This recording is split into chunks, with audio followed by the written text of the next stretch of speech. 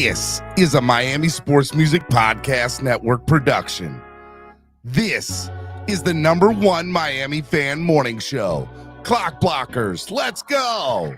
I know the whole city riding. A little early, it's a bit surprising. Business moves, now we enterprising. Switch it up, now we improvising. Go to get in the winter collar. Whole squad been trained to go.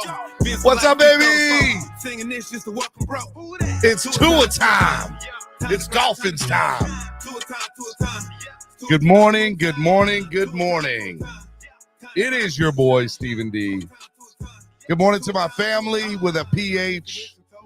Good morning to my Finlaws. It's going to be good times today. What is going on, ladies and gentlemen? I am your host, Stephen D. You can follow me on all social media at Stephen D SKPL. Spread kindness, positivity, and love. Make sure you guys follow me there. What is going on? How y'all doing today? Man, y'all doing good? It's good to see you. It is Hot Take Tuesday. And do we have a show for you today? Let me tell you, it's a good one, and it's going to be big. It's one of the biggest hot take. Well, hold on. I didn't have the sound all the way up. I messed with the soundboard. It's Hot Take Tuesday. It's a big day. I'm going to tell y'all why in a little bit. You can follow Miami Sports Music everywhere at Miami Sports Music, except on Twitter, where we are at MIA Sports Music. Make sure y'all do that, okay? Make sure y'all go do that. Also, hey, look, hit the like button. No, seriously, hit it. Tap it. No, you. I'm talking. All right, look, you're looking at me. I'm looking at you. I hope you're not on the toilet right now. Hey, look, I'm not judging. Just hit the like button, okay? Just hit the like button, okay? Just make sure you hit the like button. Subscribe to the channel if you're not already subscribed, because that helps us too. We want to get to 11,000 subscribers. We can't do that without your help. So make sure you're subscribed to the channel. It's a big deal.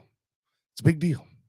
Also, hey, look, sign up to become a member of the family today. That's right. Sign up today. Become a member of the family. And can we get 2 new members to the channel today? I'd love to get 2 new members to the channel. If you're not already a member, what are you doing? Huh? What are you doing? Sign up to become a member today. As a matter of fact, I'm going to drop the link in the chat for 2 new members. All right? Big deal. Big deal. Make sure y'all do that. All right. Hey, look, also, if you want to help the channel grow by donating, lots of different ways you can do it. You can use the YouTube live super chat, which is the $ below the bottom of the chat. Or if you're rewatching us on replay, you can use the YouTube super thanks, which is the heart logo with the $ in the middle. You can use that too. If you don't want to give through YouTube, because YouTube takes out money, a lot of money, like 46%, you can always give on Cash App or PayPal, which is $MSM Podcast Network, or use the QR code that's right on your screen, or PayPal, which is also MSM Podcast Network, or use the QR code right on your screen. Want to give a big shout out to our sponsors of the show, ZSM Sports. ZSM Sports, the #1 place to get your cards, jerseys, balls, and hard to find items. Make sure you follow ZSM Sports today. I like saying ZSM Sports. It's in the game. I got the voice. I know I got the voice. I'm going to do it one day. I'm going to be the EA guy one day. My dream. Here we go. All right. Tail Greeter. Download Tail Greeter today on your current Apple. I would never say anything bad about Apple phones or Android devices. Team Android all day. Let's go. Forget you Apple people in this world. I don't know how y'all just live with yourselves. You wake up every day and you see Apple. Ugh. Anyways, Team Android is what it's all about. Make sure you download the app today on your current Apple or Android devices. Make sure y'all do it. It's a big deal. Okay?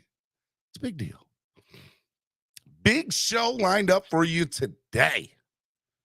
It's not just a regular Hot Take Tuesday. It's a supersized Hot Take Tuesday. Why is that?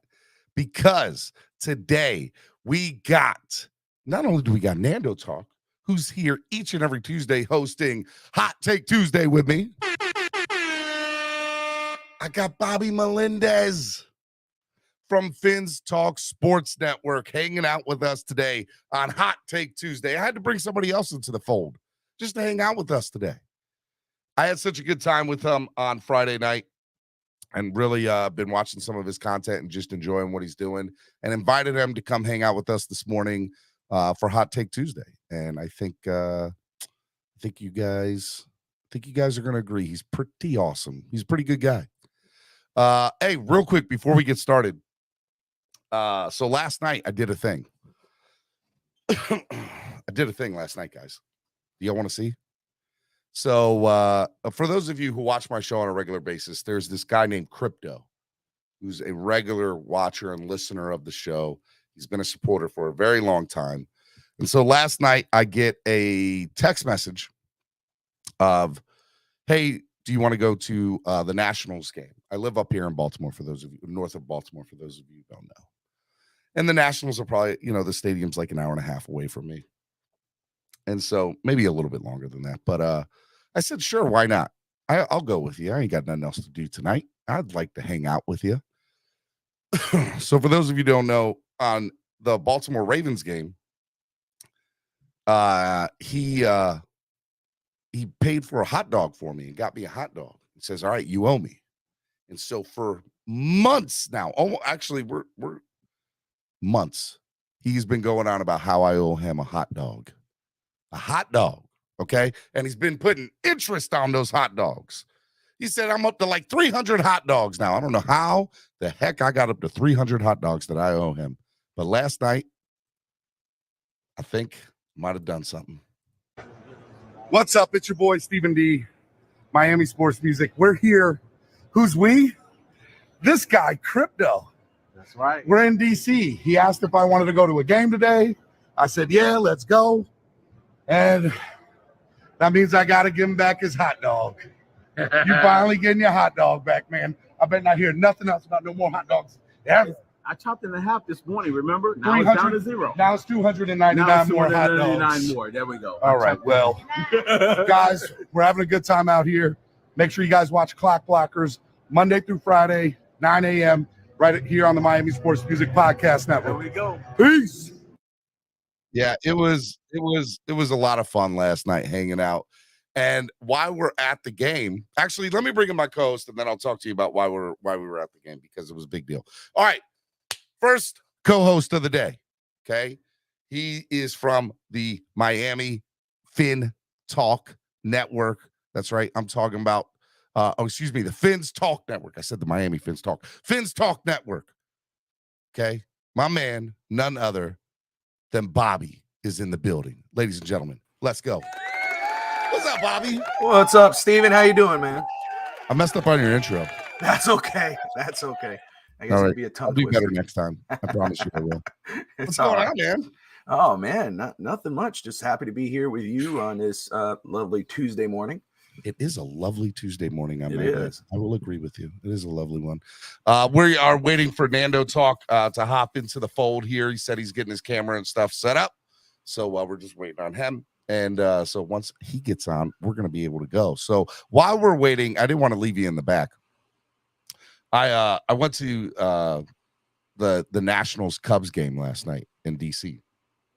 And so we're sitting at the game, and we're having a good time. And all of a sudden, here, let me pull up my profile. We get down to our seats, which are on the first base line. And there's people in our seats. I'm like, I hate people that are always in your seats when you go to games. You're like, look, guys, I paid for a seat. Okay. You paid for a seat. Go sit in them. Okay. That's how I usually feel. But I noticed there was like 8 rows all wearing the same clothes. And I'm like, what's going on here? And it happened to be the Michigan State football team sitting in our seats that were visiting DC on a trip for their spring practice tour that they're doing. So we go to sit in our seats, and a guy comes up and he's like, are we sitting in your seats? He's like, yeah. He's like, just sit in front of us. He's like, you'll get a chance to meet the team and people will take care of you. Okay, why not? So we sit in our seats, we're chilling, and I don't know, about 20 minutes later, maybe you know this guy, maybe you don't, but he shows up, and it was pretty cool. Got to meet Jim Harbaugh last night. We talked with him probably for a good 5 to 10 minutes. He was really, really nice. Let me tell you, this guy last night, Bobby, he was sitting in a regular seat with us, near us, in the same row, just a section over. And the team was hanging out there having a good time. I think 200 people throughout the 9 innings came down and tried to take a picture with him. And not just tried, they did. And not only did he take a picture with all 200 people throughout the 9 innings, he had a conversation with them that lasted 2 to 5 minutes each one, and shook their hand and was the nicest person.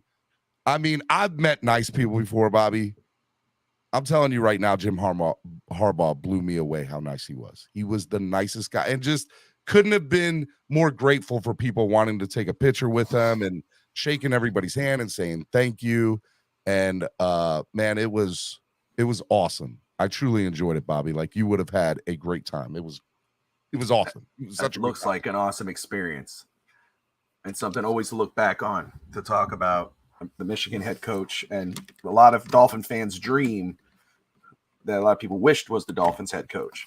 Well, I guess like their athletic direct or their booster club or whatever was sitting there.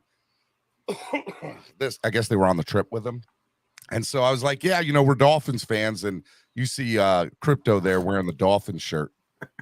And I was like, yeah, so we almost had your guy. And they started shaking their head going, no, like laughing, but like, no, we want him here. We want him to stay here.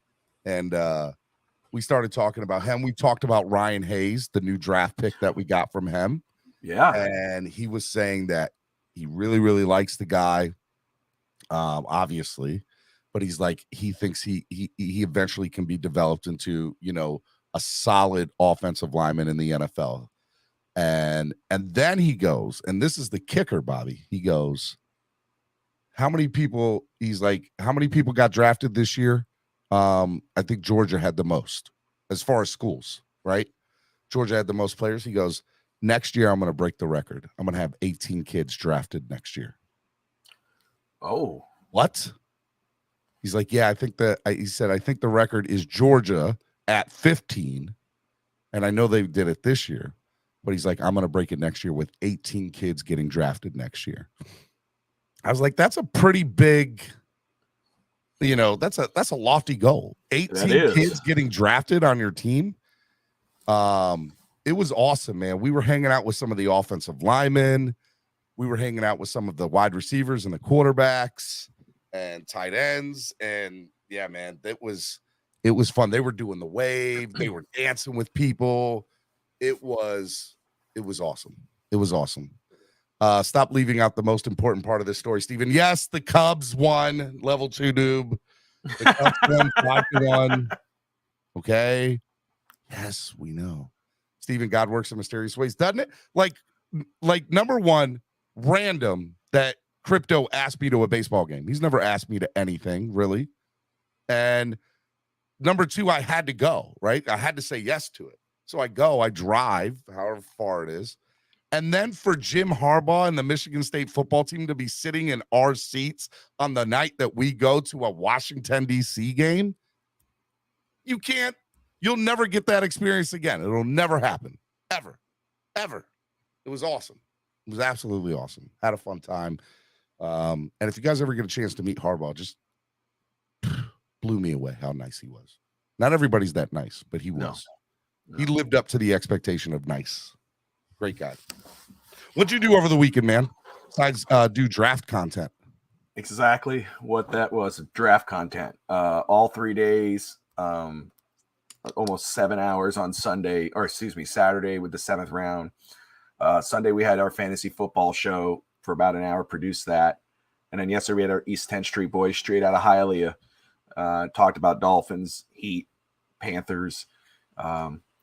Really just all that. Next weekend, it'll be a family weekend. Gonna go see Guardians of the Galaxy with my kids, dedicate that to them. I'll have one show on Saturday. But other than that, this weekend was totally draft. Man, it was a lot of work, and shout out to you and your team for putting in the work that you guys put in. It was good stuff. It was good time. Thank you. Let's kind of get into it, man. And I'll just while we're waiting for Nando to get on, what is your just your initial blanket thoughts without getting too deep, because we'll dive into more stuff later. Yeah. Of the draft for the Miami Dolphins.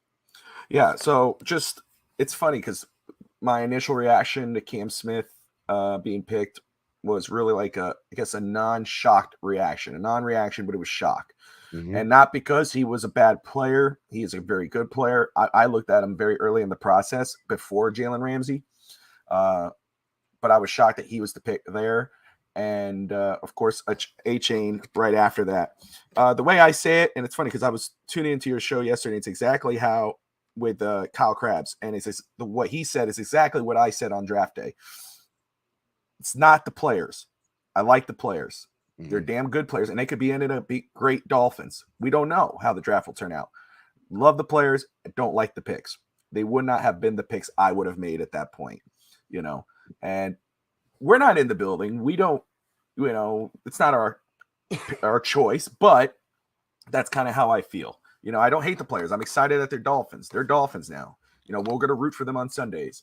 But there were guys on the board that I would have taken over them. We all wanted more, I think.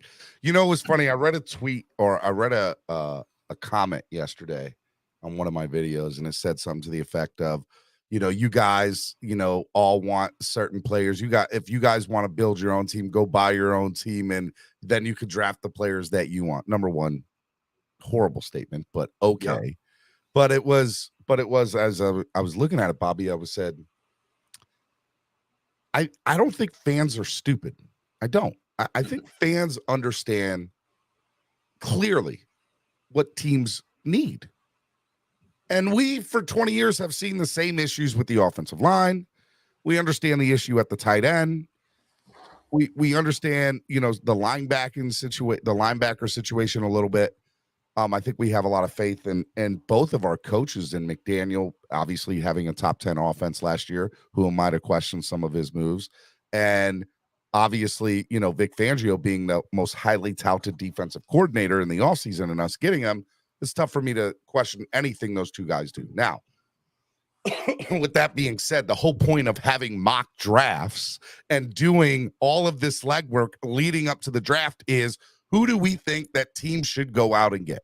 And there are national pundits that do it. There are YouTubers, there are content creators, there's morning show hosts. Everybody does some sort of mock draft. It happens.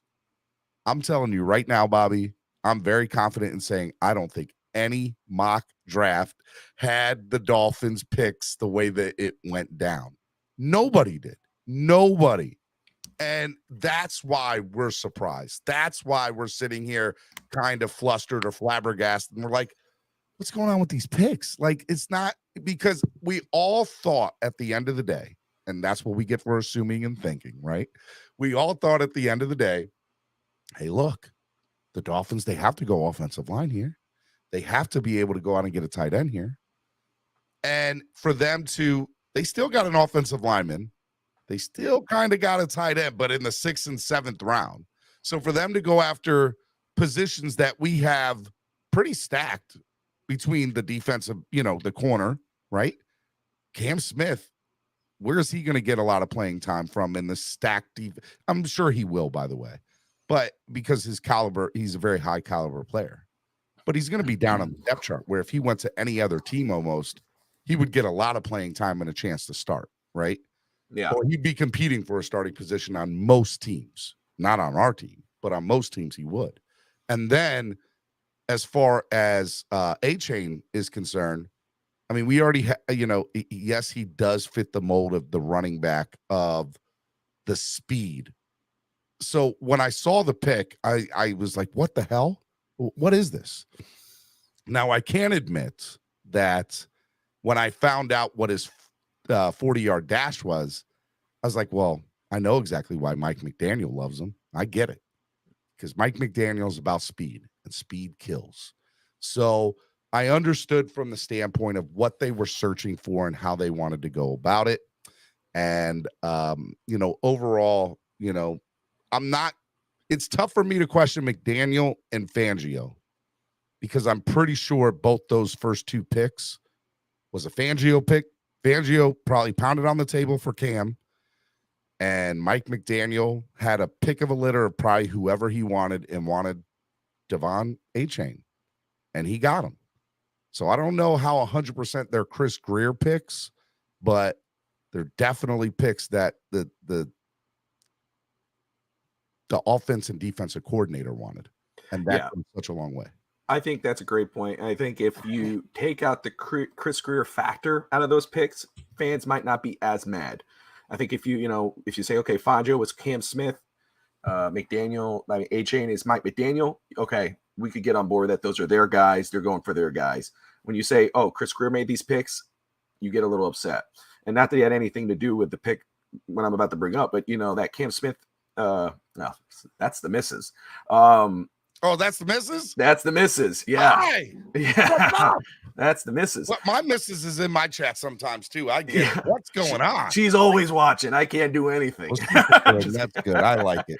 Yeah. But I think her statement is fact. Expectation was very different from reality, right? And initial reaction is always going to be a shock, but I think fans are doing okay now. I would agree with that. I think the initial fans or the initial shock value has worn off over the last 48 to 72 hours.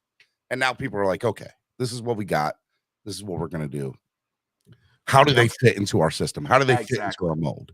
What I was saying was that the 51st pick, Cam Smith, what it reminded me of, at least for me, after the reaction was the Ted Ginn, Brady Quinn draft. I don't know what you were doing that day. Oh my God! But I remember I was sitting in my living room. Bringing up bad memories, Bobby. I know, but it to me that's what it kind of brought me back to not because every player, this was the number one player on everybody's board, but he was on mine since the start of the draft process. Was Darnell Washington, and I know all the red flags that came out after, supposedly, but I'm sitting allegedly, yeah, whatever was, yeah. And I'm sitting there and I see Darnell sitting on the board and we're at 51 and I'm going, okay. And Deron Jones and whoever else was on there, but I see Darnell and I'm going, holy crap.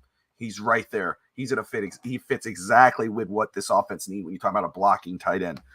And then they say, you can think of other players, but then they say Cam Smith, who, like you said, nobody had him mocked to Miami. Who? Yeah. And it's not a knock on him. For people in the back, can you tell me who that guy is? Exactly. And it's exactly how I felt when we drafted Ted Ginn over Brady Quinn. Brady Quinn was sitting there. And I remember I was like, holy shit. Now, of course, we know how it all turned out. But we're like, we got our franchise quarterback. That's it. There. We're golden. He's right there. He's on TV. With the number 10 overall pick, the Miami Dolphins select Ted Ginn Jr. What? Hey, I remember I looked it up. I lost my mind. I had to go to my draft book. I'm like, Ted Ginn.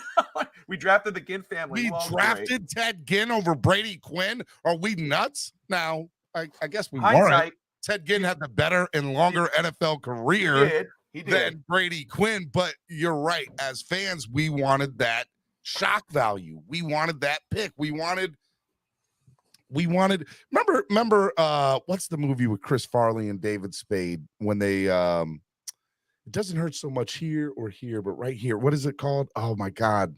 Tommy Boy. Tommy Boy. That's right. So Tommy Boy, there's a scene in Tommy Boy where they're at the brake pad and they're trying to sell brake pads to one of the longtime customers. And he's like, but it doesn't have a guarantee on the box. It's got to say it on the box. And Chris Farley goes, you know why you want a guarantee on the box? Because it makes you feel warm and fuzzy, because it makes you feel confident, it makes you feel safe. But what they just sold you was just a guarantee. They didn't sell you a good product. And that's probably what the Dolphins, at the end of the day, Dolphins fans are looking for. They're looking for that. We want the guarantee. We want to feel safe. We want to know that everything's okay. When in reality, if they make a pick like that, if they had made that Brady Quinn pick, it would have been, they just sold us a guarantee to make us feel better. It's not necessarily a good pick. And so I look at that and I say to myself, hey, look, Dolphins at the end of the day, the front office, I gotta look. They're not gonna hit on everything. They're gonna make some mistakes. And yes, I can question some Chris Greer decisions, and I think I'm allowed to do so as a fan. Absolutely. But I also know that our offense looked the best it's been in 25 plus years. And there's a damn good chance that our defensive coordinator is going to do the same thing to the defense this year. So at least, that's what I think because of the foundation that is set within the players. And now bringing in somebody who sat in front of a computer for a year and a half, looking at every piece of NFL film there was for the last 2 or 3 years and knows everything there is to know about the NFL. And that's obviously being Vic Fangio. So I'm trusting the process. I'm trusting that we're making the right picks. And ultimately, I hope that, it leads to more wins. I'd like to see more than 9 wins. And then I think we'd all like to see more than 9 wins. And, then we'll go from there. You agree with that, right? 100%. 100%. All right. Go ahead. Go ahead. No, I was going to ask you. I know you had his agent on, and now we got yes. I know you had his agent on. I know we got A-Chain. Chris Greer and Mike McDaniel after the draft kind of hinted at they might not be done in regards of that situation. What are your thoughts on that? Is it dead, or do you think they can revisit that? Do you think it's that if he gets released, Miami could be in play for that for Dalvin Cook? I reached out to Jason Sarney, who obviously has the connection with Dalvin Cook's agent, among a lot of other people. And, Jason told me he hasn't gotten anything specific from them and that, he hasn't really gotten any answer from them. But Jason, and I don't want to speak for him, and Jason, if you disagree, please tell me you disagree in the chat because I know you're watching this morning. I believe that I think like him. I don't think it's post June 1st. Let's see what happens post June 1st. And I think that's kind of where we're at right now. I think it's still on the table. I think it's unlikely, but I think it's still on the table. And until it doesn't happen, I'm going to believe that there's a chance because there was too much smoke to it. There was too many things that were confirmed. They did have conversations. That was confirmed. Point blank. His agent did come up here and tell us he just wants to play where somebody wants him to play. So, I mean, to me, that tells me, hey, Minnesota doesn't necessarily want him, right? I can read between the lines. So, I look at teams that could vie for his services. Yes, we got Devon A-Chain. Yes, we have 4 other running backs, but you got to think 2 or 3 of them at the end of the day have non-guaranteed contracts. A-Chain probably will get some guarantee, but at the end of the day, it'll be interesting from that standpoint. You could definitely still go out and get Dalvin Cook. And imagine a world where Dalvin Cook, Raheem Mostert, Jeff Wilson, and Devon A-Train and Salvon Ahmed are probably your running backs.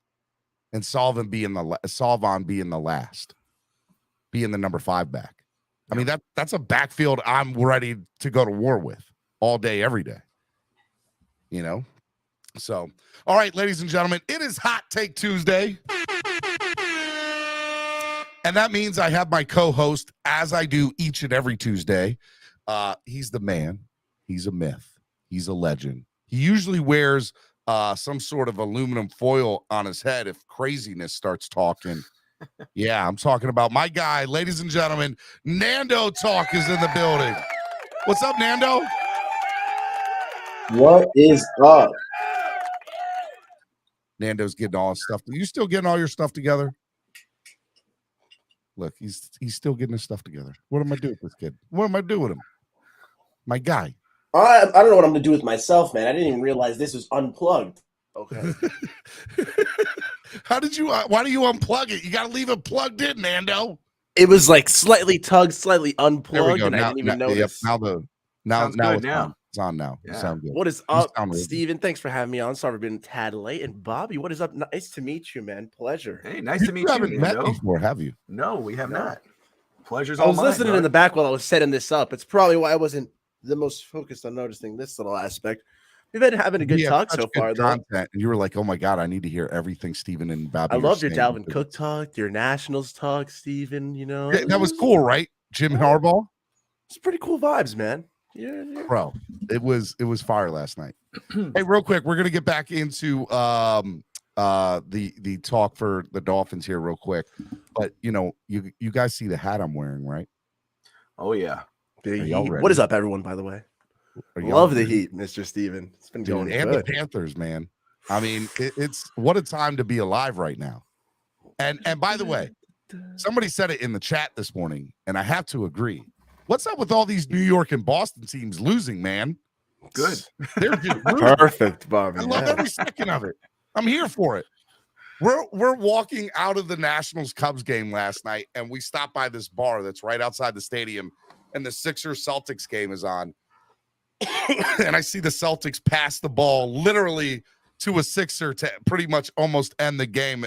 Sixers go up, and I was like, "Oh, I love it. Let's go." Anytime a Boston team or a New York team loses, the world all is right with the world. That's all I know. They're always right. Can't go wrong. Jets suck. Patriots suck. Bruins suck. Celtics suck. Red Sox suck. Everybody in New England and New York. There's That root definitely for those teams. Dude, there's definitely a black cloud over Boston right now. It's kind of God, crazy. isn't there? Like the sports world has definitely been affected by that Boston Bruins just getting rocked in the first round, and it's affecting the Celtics now too. Let's go, man. And I feel like the Panthers and the Heat are kind of feeding off each other as well. Yeah. So I love that, man. Like South Florida teams, for the most part this year, have been crazy, right? Miami Hurricanes basketball, right? You're the underdog down here, man. The Dolphins are about to cook something up, Steven, bro. Like look, FAU did it, UM just did it. Marlins just swept. Who did they play over the weekend? I forget who they played, but it was like the Mets or the Braves or Dude, something. Marlins sweeping anyone. That's crazy, man. I know. Time to be alive. So I mean, the Marlins are doing good right now. They're in Get your second pots and place pans for ready. Let's go. Get your pots and pans ready. I mean, hey, dude, let's go. Dolphins are sitting there like, okay, all right. Well, we see what the Marlins are doing, and you see what the Panthers and the Heat just did. They just knocked off number 1 seeds in their respective leagues. Man, we got work to do. All right. We got the Jets, we got the Bills, we ain't worried about the Patriots. We're not worried about Belichick right now. Okay. So I'm telling you, at the end of the day, the Dolphins are just sitting there and they're ready to go. Marlins just swept the Cubs. That's what it was. Okay. There you go. I didn't want to. I'm sorry if I brought up. Sorry, level 2 noob and everybody else who are Cubs fans. But they won last night when I was there. So maybe I just need to go to the games and the Cubs will win every game. All right, Nando, man, real quick. The Panthers series that's coming up. We're going to have Locked On Panthers on hopefully next week, which I'm pretty excited about. Series starts today. What do you think about the series with the Panthers, man? What do they got to do to beat Toronto? Dude, the only thing that worries me in that aspect is like the travel factor, but then Toronto has to deal with it as well. That travel from Toronto to Florida is going to make it a brutal series. So you definitely want to start early. But I think the Panthers, after beating the Bruins, like how can you really fear anyone in the NHL? You know, you beat the best team maybe of all time. So now it's like the gates are wide open. Like that was the biggest milestone in the championship run. They were all saying, remember the locker room, bro. They're going to be remembered that for a long time. They just got to start hot early versus Toronto. The Panthers said that to buy tickets for the game, you have to be a Florida resident. I think it was just for the pre-sale. How crazy is that? I love think it. it was just for the pre-sale, but that's awesome, bro. They're not allowing anybody outside the U.S. to buy tickets because they don't want Toronto fans to overrun Florida. Dude, which I love it. Do it. I think more teams should do that, by the way. I think you should keep it to within your state. I know enough people in Florida that if I wanted to go, they could buy me a ticket and I could send them the money and I'd be good. I'd have no problem if the Dolphins said, we're not allowing anybody outside of the state of Florida to buy tickets. Yeah, man. Almost like what a Disney does with like the Florida resident like price, you know, like say like, hey, you can still come to the game if you want. If you're let's say a Bills fan and it's a playoff game, it's just gonna cost you $1,000, you know, and we'll use it to improving our stadium and paying our lovely workers. Thank you very much, Buffalo. But until then, I would love that, man. I'd love to do an out-of-state tax. You know, we could get around it for our lovely Dolphins fans. We can. I'll buy the tickets myself for you. More teams should adopt that when they're in playoffs, Bobby. Like that, they tell the opposing teams, "You want to come, you're going to have to pay extra, or you're going to have to find somebody in the state." Absolutely. The worst thing to see in a home game is the opposing team, especially if you're a Miami fan. And that's usually how it is in Miami because it's a melting pot. We have more people from out of the state of Florida than we do in. So I think it would be great. Get more Miami fans in there. Heat arenas, Dolphins, Panthers, Marlins. Cruz says, well, that's dumb, Steven. You live in Maryland. That means you wouldn't be able to buy Miami game tickets. I know enough people in Florida. Good, cuz. Hey, brah, I'm sending you some money. Go buy my tickets. Let's go. Moya TV with a $10 donation. Says, called it out to a buddy at work. I bet we take both a CB and wide receiver or both. Why? Because we're getting team needs. Would be common sense to fans, and Greer loves to befuddle us. That's fair. Fins up, Dolphins 100. Thank you for the $10 donation. You're the only person in America then that caught it because I don't think anybody else here did. I don't think anybody else. Hats off to you, Moya. You need to come up here and give us more predictions. That way we know. We'll listen to you, Moya. If you got that right, tell us. Do you know the score of tonight's games? Can you tell me exactly how much by? I'm pretty sure there will be some people here that want to know that information. Let me know that Panthers Bruins score. Do we know if Jimmy's playing?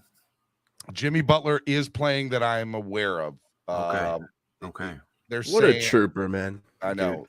But they haven't officially gone in, but everybody says all signs point to him playing. Okay. What I will say is I hate that the Heat and the Panthers game is on at the same time. I'm pissed off about that. 7 and 7:30. What am I supposed to do? I got one TV. Am I supposed to? And I don't want to watch on my phone. I got to watch on my phone one of the games. That's no fun. I don't like it. What would you rather watch? Basketball or hockey? Oh man, see, you're getting me in trouble, Bobby. Sorry. Well, so here's the thing. I'm a bigger basketball fan. Okay. But there is nothing like playoff hockey. Like playoff hockey is the best. Like nothing comes close to it. So I'm not giving you an answer. I like basketball more, and playoff hockey is the best. There you go. Okay. Fair game. At Screenview. I don't have that cool stuff, Flava J. I'm That'd not be pretty cool awesome. like that. Right? You don't have that capability over here. All right. Not smart to play Jimmy tonight. Next game isn't until Saturday. Let his ankle heal, G-Man, the Dolphins said. Would you play him tonight, Bobby? That's a great point from G-Man, and if he's healthy enough, look, we know he's a trooper. We know he's going to fight it out. That guy, playoff Jimmy is a different beast. I know a lot of people are talking about LeBron, rightfully so. Stephen Curry, 50 points in Game 7. Okay, but look what Jimmy's been doing these playoffs. Do you want to risk him for the next series? That's where it comes into play. If he feels like he's up for it and the Heat are trusting of it, then yes, play him tonight. But if there's any kind of soreness or something that could exaggerate the pain or whatever, then no, sit him out, go into Miami. Let him come in to play Miami. They got game 1 already. It's at Madison Square Garden. Let him. I think you're right about that. They probably should sit him. Let him sit. But he is the hottest player in all of basketball right now. He is. William Perry with his $2 donation says, buy another TV, Steven. Jeez, problem solved. Thank you for your $2 donation. I'll go get another TV with it. Let's go. Anyways. I used to have like a tiny TV just for that little purpose. Y'all try to tell Himothy Butler, Himothy McBuckets Butler III, he's not playing tonight. Okay. Yeah, I don't think anybody can tell him he's not playing. If he wants to play, he's going to play. Did you see him at the end of the game? Chris Quinn and Spo were looking at each other like, you want to tell Jimmy to come out? You want to tell him? Nobody's telling Jimmy. So 2 things. Number 1, Chris Quinn was scared, nervously laughing. It was hilarious. He is the hottest player on the planet right now in basketball. Like, without a doubt, unequivocally. Go look at his points in the first series. Go look at what he did at Madison Square Garden night 1. And he's doing it hurt. And it's like, I'm gonna tell you right now, Jimmy Butler's not in. Like, if he's out for any, they don't win. He is the best player on the court. He's the best player on the Heat, and he's probably the best player in the series, without a doubt. There's nobody on the Knicks that's better than Jimmy Butler. No. Not even close. No way. Not even close. So I would have probably agreed with G-Man. I think you probably should let him sit, but you got to let it be up to him, because if you try to tell Jimmy Butler to sit out, Good luck. Exactly. Exactly. Himothy was crip walking all through New York yesterday. The way the experience says. If Tyler Harrow were playing, they would sit Jimmy. That's probably true. That's probably true. What playoff record did he break? What did he score in that one series? What, 56 points? Fourth all time? Yeah, fourth All all time. time. Crazy. It was most by a Miami Heat player. Williams, here's $5 more for the TV, Steven. Tired of all these excuses. Get your together, okay? God, William, fine. Yelling at me, man. Come on, nobody's hotter than Dylan Brooks. Gabriel, don't you get me started on that man. Oh, that man got exactly what he deserved. A hot, full bucket of nothing with a side of, don't you ever open your mouth again, cuz. That's what Dylan Brooks got. Go sit in the corner. You'd be lucky if Memphis says, hey, after what you just pulled in the playoffs, we're going to release you. Because it is you and you alone why LeBron James and the Lakers straight up killed them. Yes, it is. I agree with that. All right. Let's go. It's Franklin stuff says, so Randall's chopped liver then? There's nobody on the Knicks that's even comparably close. That's the thing. Is he chopped liver compared to Jimmy? Yes. Not in the NBA. I mean, he's a good player, but he's not Jimmy Butler. He's not Jimmy Butler. Let me ask you real quick, guys. Is Jimmy Butler top 5 player in the NBA right now? Playing right now, yeah. No, I'm not saying just playing, like just in general. If you gave me top 5 players in the NBA, does Jimmy Butler make that list? Probably not. I say top 10. I don't know, man. I think this playoffs proves to me that he's top 5.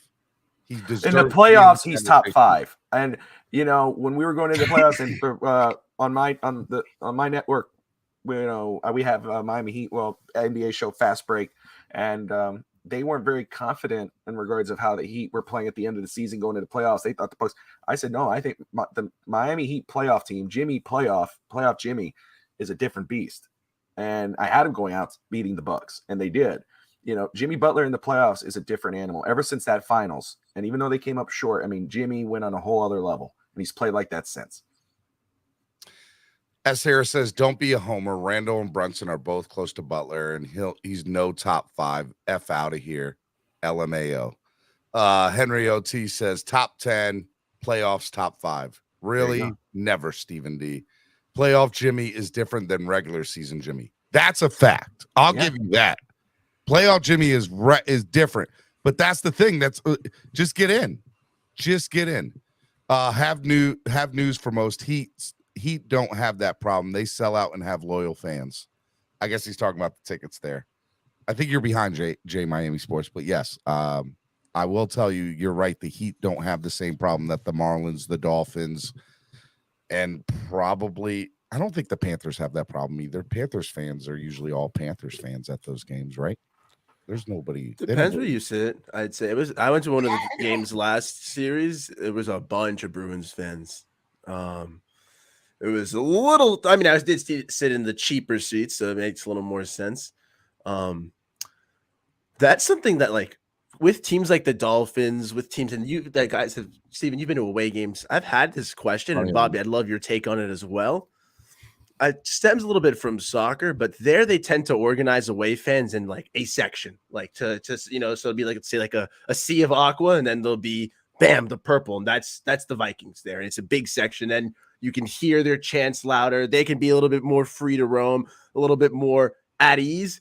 And then the Dolphins fans and the home fans, they don't have to deal with the away fans. Could you see that being implemented in the NFL? Like an away fan section? The way it is in soccer? Yeah. Like that. You had like a big rambunctious fan. Like I've never been to an away game, so I don't know if that would make you feel more comfortable, Steven, if you had like just a So big I section of remember Dolphins. I remember going to my first MetLife takeover up in New York. Shout out to Dolphins NYC. And I remember thinking, man, Jets fans, I've heard, some bad things about them, right? And we were all up in the top section that first takeover I went to, and we were probably 2 or 3 sections deep up top by ourselves. Dolphins killed the Jets that day. The stadium was empty by the end of the game, and it was fine. Now, as we were leaving, Jet fans tried to start with us, and I think there was a fight with a couple of the fans that allegedly could have been with us with, some of the Jet fans. But I'll say this. I think you're always bigger in numbers, right? You're better in numbers. And I think that the reasoning soccer does that is to have less fights, because for some reason there's more fights in international soccer fans than there are anywhere else. I don't understand why there is, but More there passion. definitely is. Maybe. I mean, my dream is to go to an internet. I would love to go to like a UEFA soccer, like something big, like Manchester United, something. Give me something big, and I would love to. And then I've heard soccer matches in like Italy and Spain and some of these other places are even like crazier with less crowds, but just even crazier. Do I think the NFL will ever adopt that? Probably not. Because it improves for chance as well, like for example, like the Vikings, when they do skull, if they're all in one little section, that's like a powerful little skull blaster. When the Dolphins went to the Saints game or MetLife takeover, like I feel like their chance would be more powerful if you were all in there one are area. When we're at the MetLife takeover, we are 2,000, 3,000 people deep inside of MetLife screaming, Exactly. and it's crazy. It's awesome. But if you guys were spread out, maybe it's not as coordinated. You wouldn't get those chances as well as the other ones. I don't know if the NFL will ever do it. It'd be cool. I'd like them to, but I like the idea for sure. I think it would look cool visually too. Visually, yes, Bobby, exactly. Like on TV, it looks sick. Like the Panthers game right now. How cool would it be? That to fans though, Nando? I want to sit in the third base side, or I want to sit, in the end zone, corner end zone. So you still can, but it's more like you don't get like you'd have to promote it more as like, this section is where the fun's at. This is where maybe they could do like I don't know, a little bit more of a drink deal for the away fans, or like there's like a little the teams take NFL takes more to account for to sponsor it. I don't know, but what's up, Steve? What's up, Steve? I think it would be an issue more with home fans than it would be away fans, because away fans, you say, hey, this section is for your team here. Of course, then you have to put that on the ticket sale or whatever. The home fans is like, I guess what Steven's saying, or, at least your point is, it'll be harder for them because if they want to get a cheaper seat here, but that section's put off for the away team. Okay. Right. But I think it's a good idea. And I think, again, if you Vikings versus Dolphins, aqua and orange over here, and then you got yellow and purple over there. It looked nice on the home screen. Pretty cool, man. I don't know if they'll ever do it, but I do like it, and I think you should lead the charge with that, Nando. You should start a virtual sign up, and I will be the first name. Yes, I hereby declare that Nando is correct, and we should start adopting this in American sports. Let's go. Right. I'll take any of the leagues, man. Any of the leagues that want to listen to me first. This is the new way. This is the way. Right. All right, Miami Sports Music's #1 Miami fan morning show, Clockblockers, right here on the Miami Sports Music Podcast Network. All right, let's look at undrafted free agents, guys, because I think that's something that we probably need to dive into a little bit, because the Dolphins have a history, and even a recent history, that an undrafted free agent is going to make an impact on this roster and on this team some way, somehow. Last year it was Cater Kahoo, and years past it's been people like Nick Needham. It's also been who else? Who's some other guys off the top of my head? We've had a few undrafted free agents that make an impact on this roster. This year, this is the undrafted free agent list that you can see on the screen here. Nando, I'll start with you, and then Bobby, I'll go with you. On this list, is there a name or two that A, you see making the squad, and B, making an impact? Because the Dolphins do have a history of at least one undrafted free agent being a big impact on this team.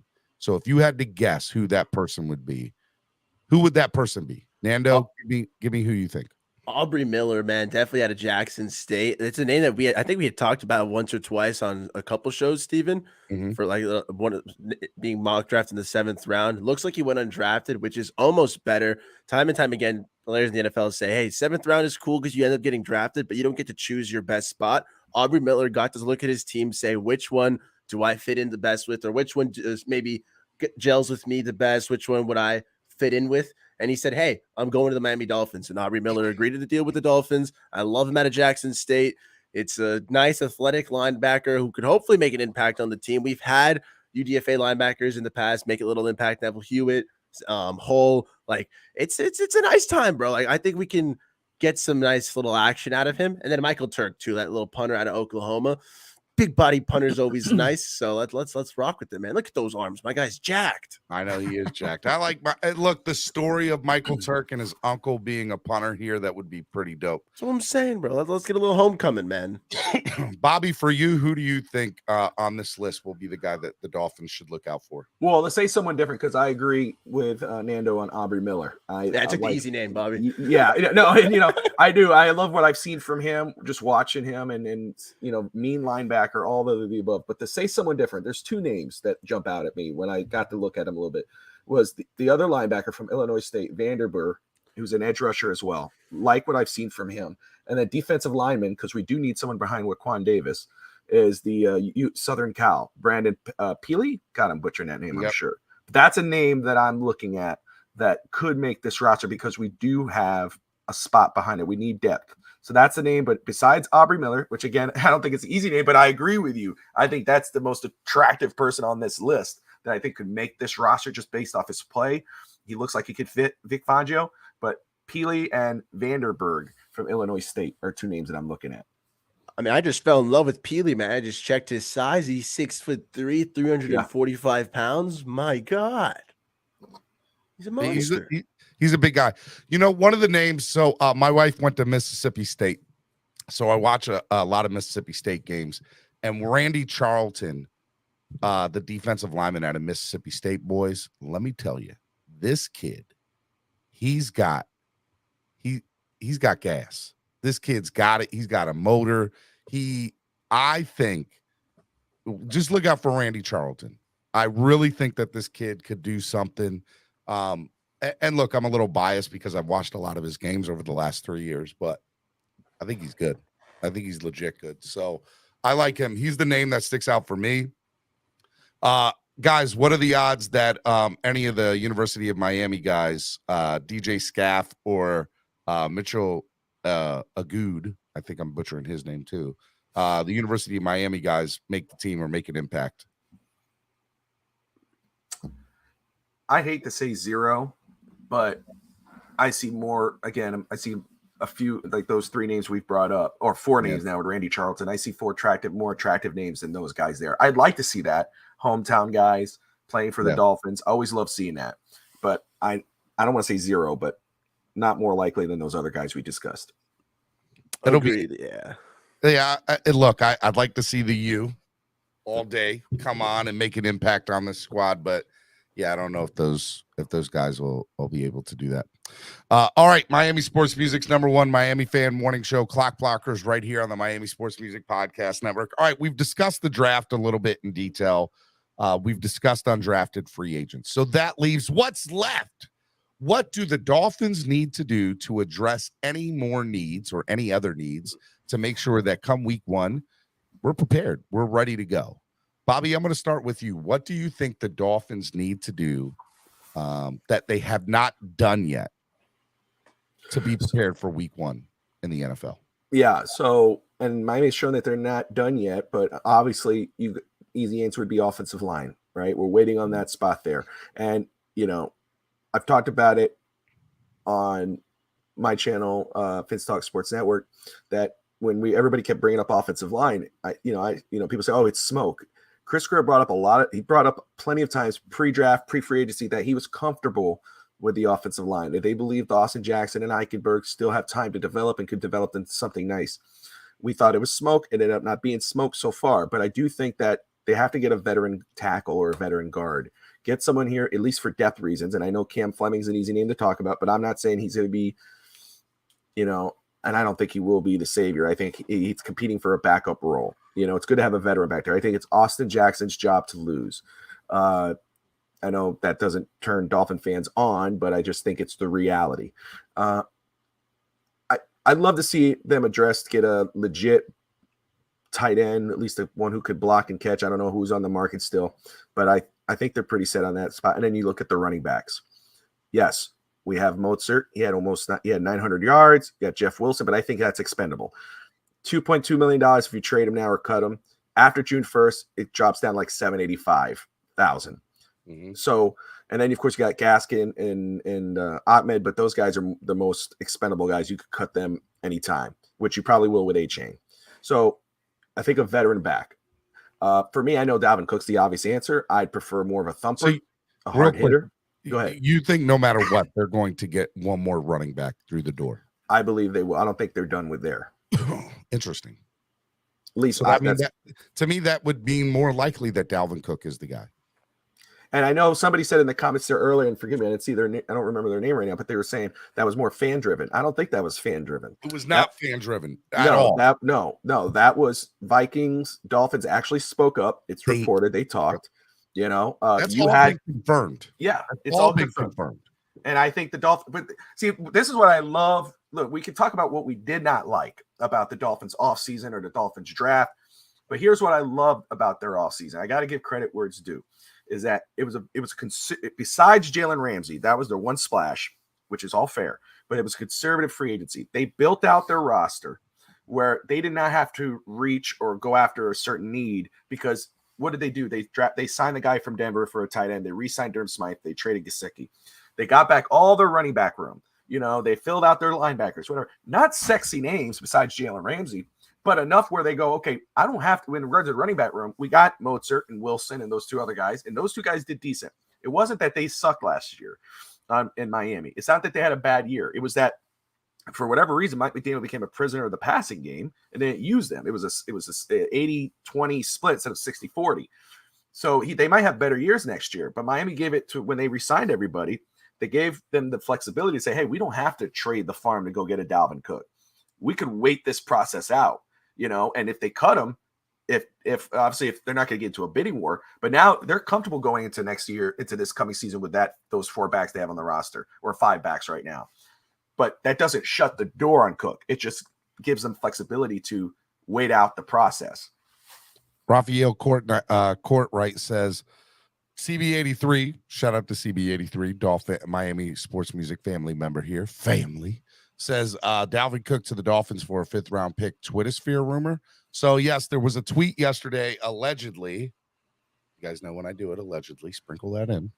That there is a trade on the table, and it's been confirmed by Vikings reporters on the Vikings side of things. I saw that. Yeah. Dolphins side.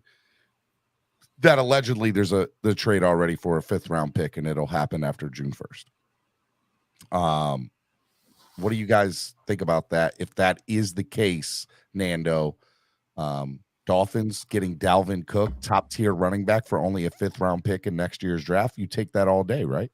I mean, I take it all day if it's gonna happen. Like, I don't know if it's confirmed. Like, I don't know how credible it is, but if it's gonna happen, I'm loving it, man. Like, as a Dolphins fan, like, we got Devon A-Chain. Like, I think he's first down, second down with his size right now. Boom, he's ready to go. But if we add Dalvin Cook, you can let Devon A-Chain develop a little bit more and still be the back of the future and still have a dynamic backfield. Like, it just gives you so many possibilities, man. I think you can use them all and just have all these toys for Mike McDaniel for the cost of a 5th round pick. I'm overjoyed, man. Like, I'm through the moon. If we could restructure his deal, that'd be awesome too. Like, that's why I prefer him as a free agent. Like, yeah, we won't get in a bidding war with him, but if we can get a nice deal, that'd be pretty awesome for Dalvin.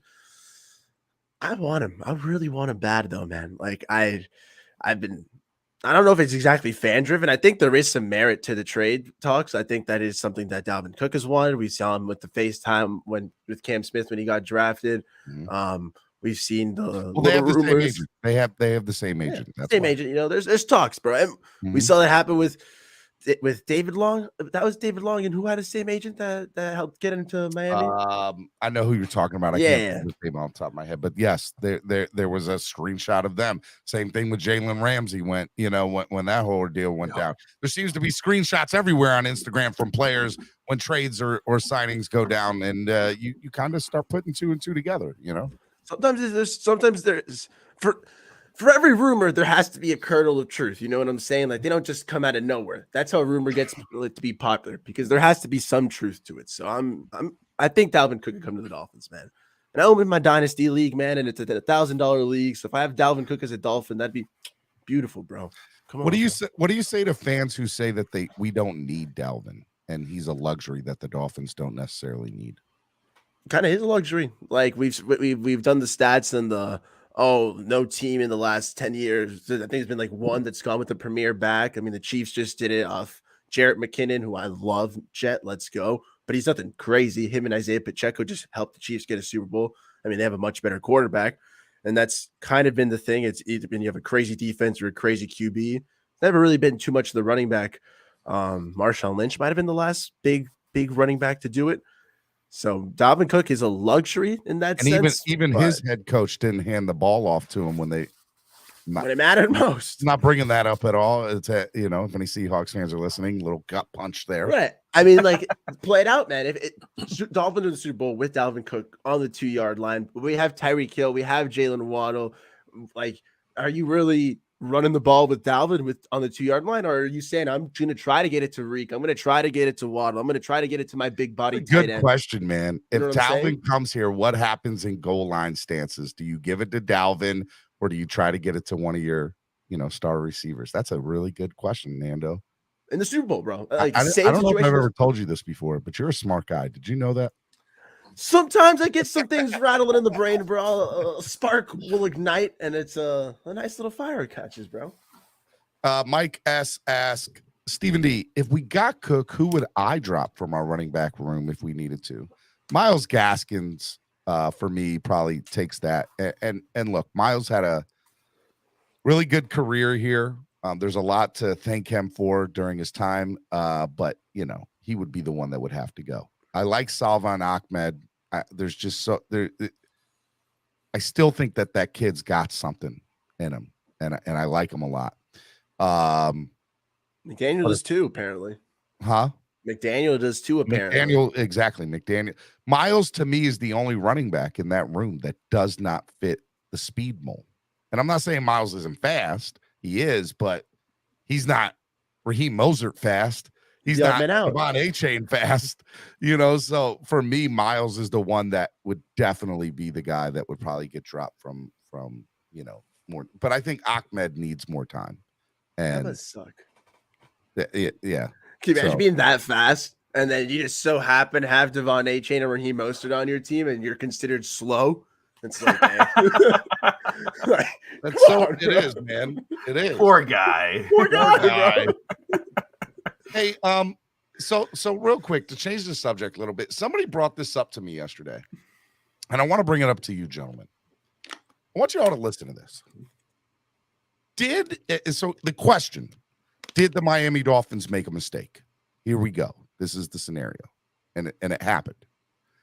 Did the Miami Dolphins make a mistake when they decided to keep Mike Gesicki last year instead of A, releasing him, or B, trading him? And here's why. If the Miami Dolphins had released Mike Gesicki last offseason, the Dolphins would have gained at minimum at least a third-round draft compensation pick. And there are people that are saying you could have gotten 2 draft compensation picks for Gesicki, maybe 2 third-rounders. So imagine if the Dolphins had 2 extra third-round compensation picks in this year's draft because they let Gesicki go last offseason. Do you think that the Dolphins made a mistake by keeping him on the roster last year, paying him $10 million, or by franchise tagging him and allowing him to walk this year when at the end of the day, they're not going to gain anything from it when they could have done it last year. Nando, I'll start with you. Did the Dolphins make a mistake with that? Hindsight's 2020, man. Like, if it could be seen as either, a team stubborn trying to make sure that their pick pans out, or Coach Mike McDaniel and John Embry come in and they go, I really like this Mike Gesicki dude. Mind if we tag him and make sure it works? Sure. And it was an experiment that didn't work out, a costly experiment for sure. That would have been nice to get draft picks. It would have been nice to not have his money on the books last year. Maybe we could have made some more moves, but we decided to go with the experiment and it didn't pay out, man. Not all experiments will in the NFL. I still trust McDaniel's judgment. I still think that John Embry has a great track record with tight ends and just wasn't to be with Big Mike. So he'll go off to New England. Good luck to you. But as a player, as a New England Patriot, I hope you have 10 million safeties, 200 catches for 0 yards. But I don't know what to say. It didn't pan out, bro. But I don't think it was. I hope that Mike Gesicki is the leading receiver on the worst team in the AFC East. That's what I hope for Mike Gesicki. Okay, I love that. Bobby, did the Dolphins make a mistake by not releasing him last year or trading him? Yes, and that's before you even brought up the compensation picks. I was saying that last year, and it wasn't against Gesicki because I think Gesicki's a very talented player. He just didn't fit the offense. I mean, and I thought they should have traded him before they lost him for nothing. And now you're saying, they should have let him go and it got a couple compensation picks. That hurts. That hurts a little more. So I appreciate that. Thank you for putting salt on the wound. I'm sorry, Bobby. I'm damn. sorry. I was already going to agree with you, but you just stuck it in deeper and twisted it a little bit. Bobby, true friends stab you in the front. Okay, just always I appreciate remember that. All right, bless your heart. But the question was brought up to me yesterday, and it blew my mind because I had never thought about it. Right, and number two, I was like, holy cow. So you're telling me the Dolphins could have had 2 extra compensation picks for just releasing Gesicki? Because I don't know what Gesicki gave us last year that would entice him to what we paid him, which was 10+ mil, I think, right? I think that was his salary last year. He was franchise tag, so he was paid in the top 3 of the tight ends. I think he was 10. So I don't know. And my question is, why do you take that as a mistake on Greer too?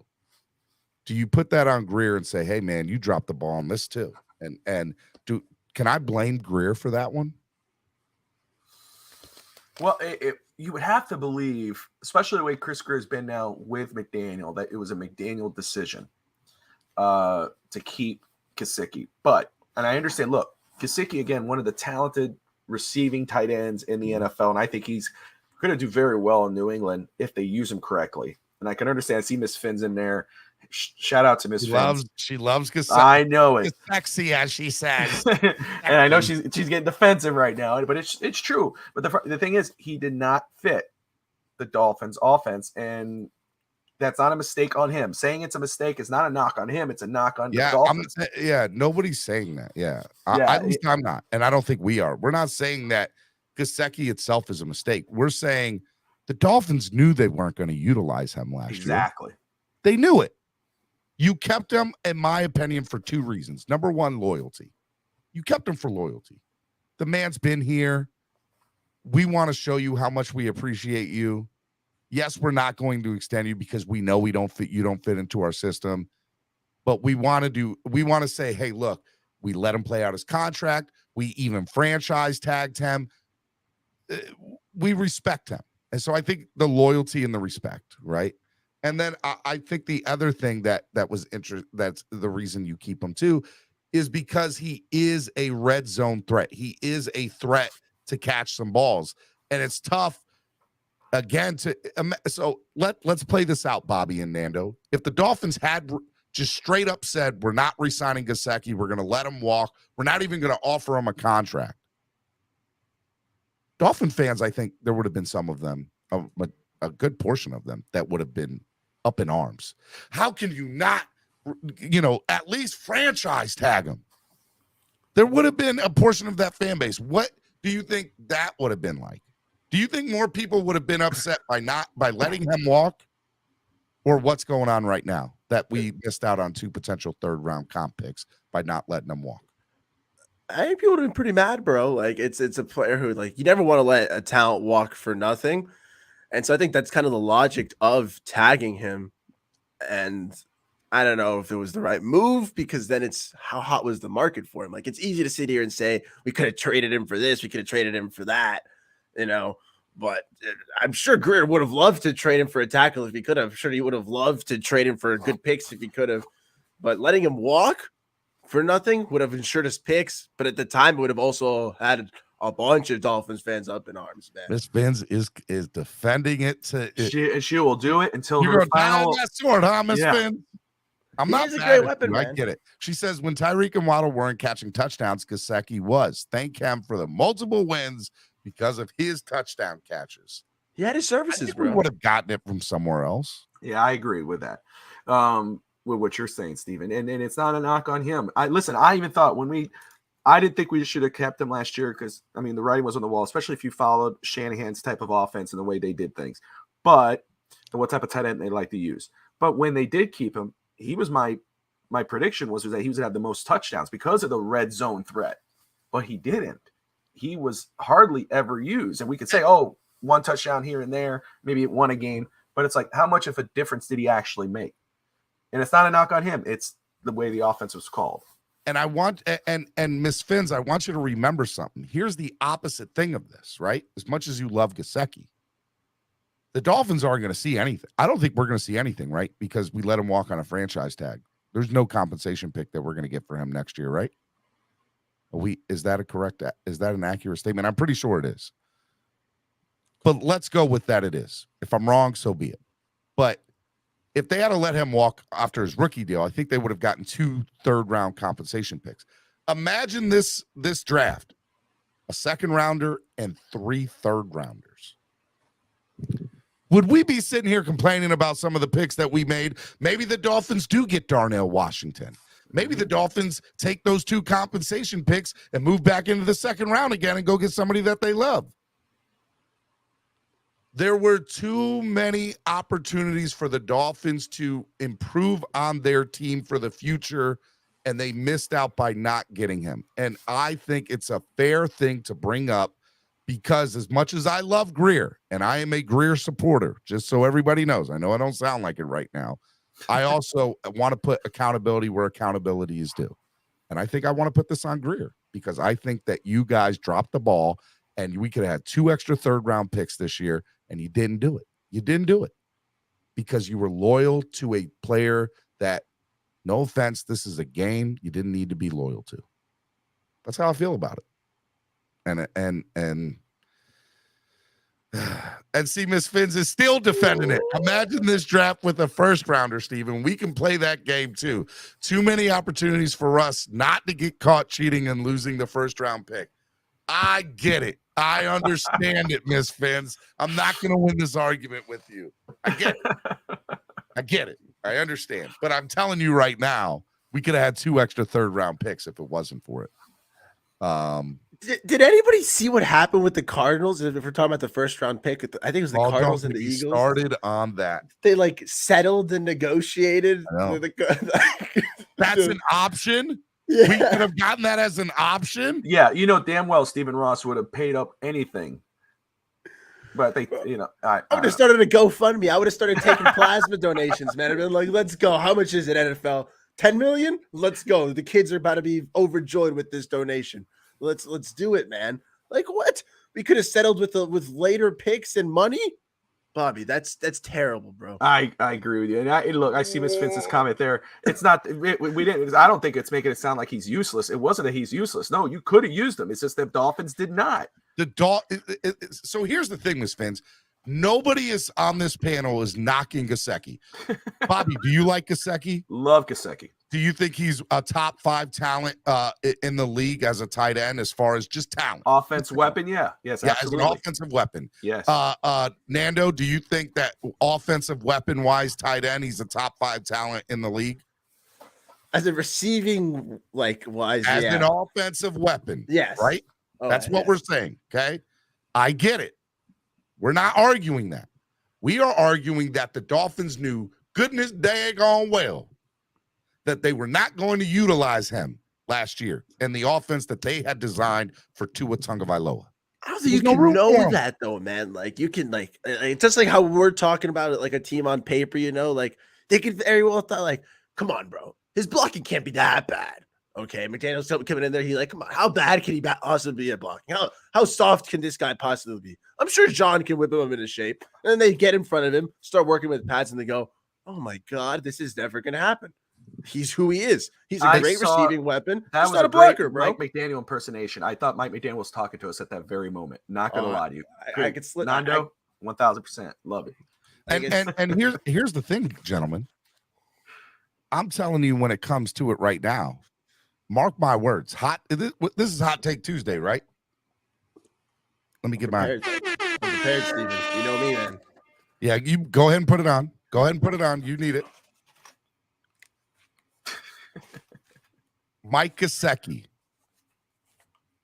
will have the best year of his career in New England this year, even with Wack Jones as his quarterback. He will have the best year of his career. He will have the most receptions and most touchdowns this year as long as he stays healthy. He's going to do it. And we'll look at it and say, oh, we let that walk. Yes, we let that walk because he wasn't part of our system. He did not fit our scheme. But he will most definitely have a career year this year in New England. No doubt about it, in my opinion. You say what you want. Hot take. Hot Take Tuesday. I know people do not like that because it's a New England Patriot guy. I get it. I'm glad I protected myself. Yeah. You needed to. Okay. You definitely needed to. Like, define career years, Steven. Like, as a tight end, or are we talking about like Bill uses him purely as a receiver and goes, my God, we can't throw to anyone on this team because they all suck. We're gonna have to chuck it up to Mike Gesicki. Your takes have been horrible lately. Tomatoes.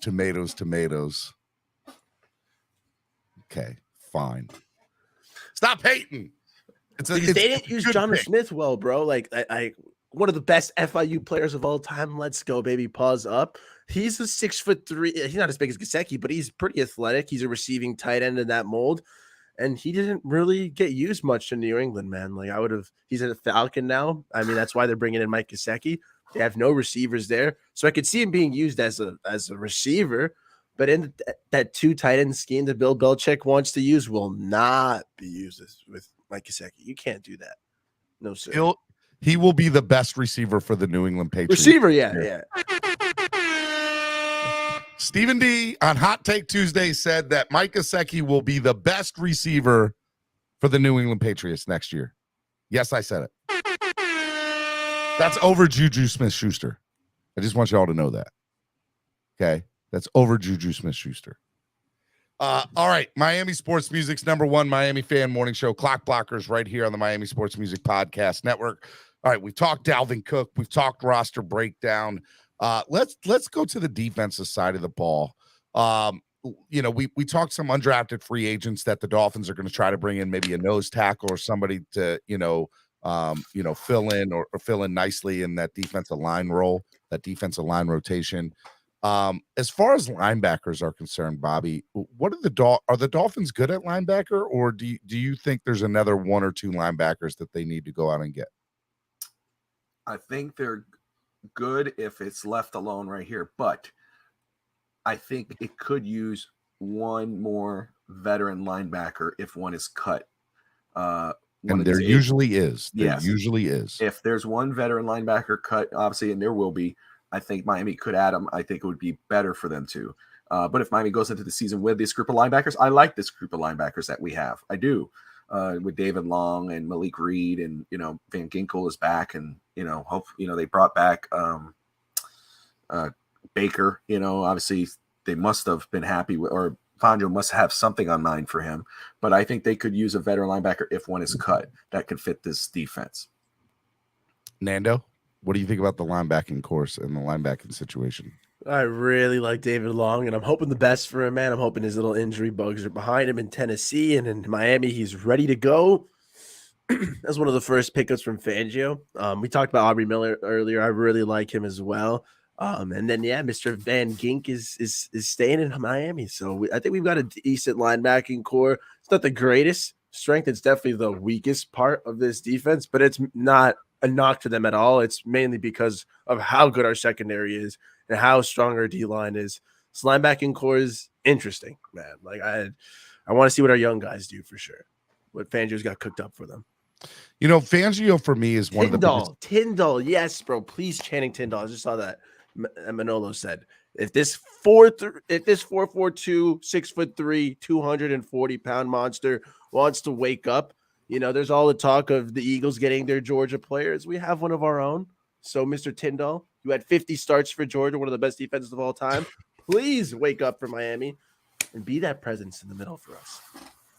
Miami Sports Music, #1 Miami fan morning show, Clockblockers. Hit the like button. Over 100 of y'all watching. Only 53 likes. Only 53 likes. Hit the like button. It doesn't cost anything. You guys literally just got to hit a button. Just hit it. Hit the like button. Okay. Brett says, I like David Long. He has to stay healthy. Tyndall has to take the next step up, or they will need a linebacker to play over Baker. That was going to be another thing. Where do you see Jerome Baker in a Vic Fangio defense? And what type of role do you think he'll play this year? Will he be the Dolphins' leading tackler again? I hope not. I hope the answer is no to that. I love Jerome, too, but he better not be our leading tackler next year. Bobby, you agree? Disagree? I agree with you, and I'm not hating on Jerome Baker. I like Jerome Baker. I understand where fans get concerned because, you know, you want an upgrade, but it's, you know, if he is not your leading back linebacker, I think he's going to look way better next to a David Long in that company. I still think we need to add another veteran, like I said, but I'm with you. I hope he's not the leading tackler. Nando? Yeah, definitely Jerome Baker. I thought he was going to be a lot better when we get that big money. He has not played it up to the contract. No hate on him. I think he's a fine player, but not that true middle linebacker one. And if you want, you know, it's a player that I hope Channing Tyndall can grow into. It's a player I think David Long can be. Jerome Baker's better as a 2. Let him play off ball a little bit. Let him get after the QB. He's a little bit smaller, more athletic. Let him play to his strengths, man, which I think Fangio will do, and just have a little role for Mr. Baker. But he's not our middle linebacker captain, Ray Lewis. I agree with that point too. I trust in Fangio. If the Dolphins decided to keep him, you know, they took the option, whatever, then I trust they have a plan for him. So I'm excited to see what he can do this year in this Fangio defense. Yeah, he's like exactly. It's the trust in Fangio. Like maybe it's not like what McDaniel did with Gesicki last year. That since we were talking about it, like Baker is like, you know, he spent the entire offseason.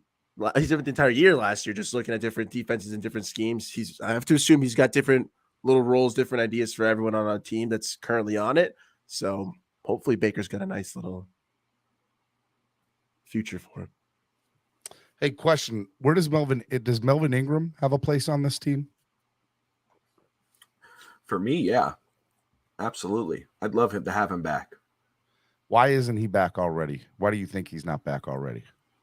You think it's money? You think it's Vic Fangio not thinking Melvin Ingram will fit in the scheme? Although I think Melvin Ingram would be a perfect fit for a Vic Fangio scheme personally. I think it's money, and I think maybe after June 1st it might become a more likely option. What would he demand? Get more money.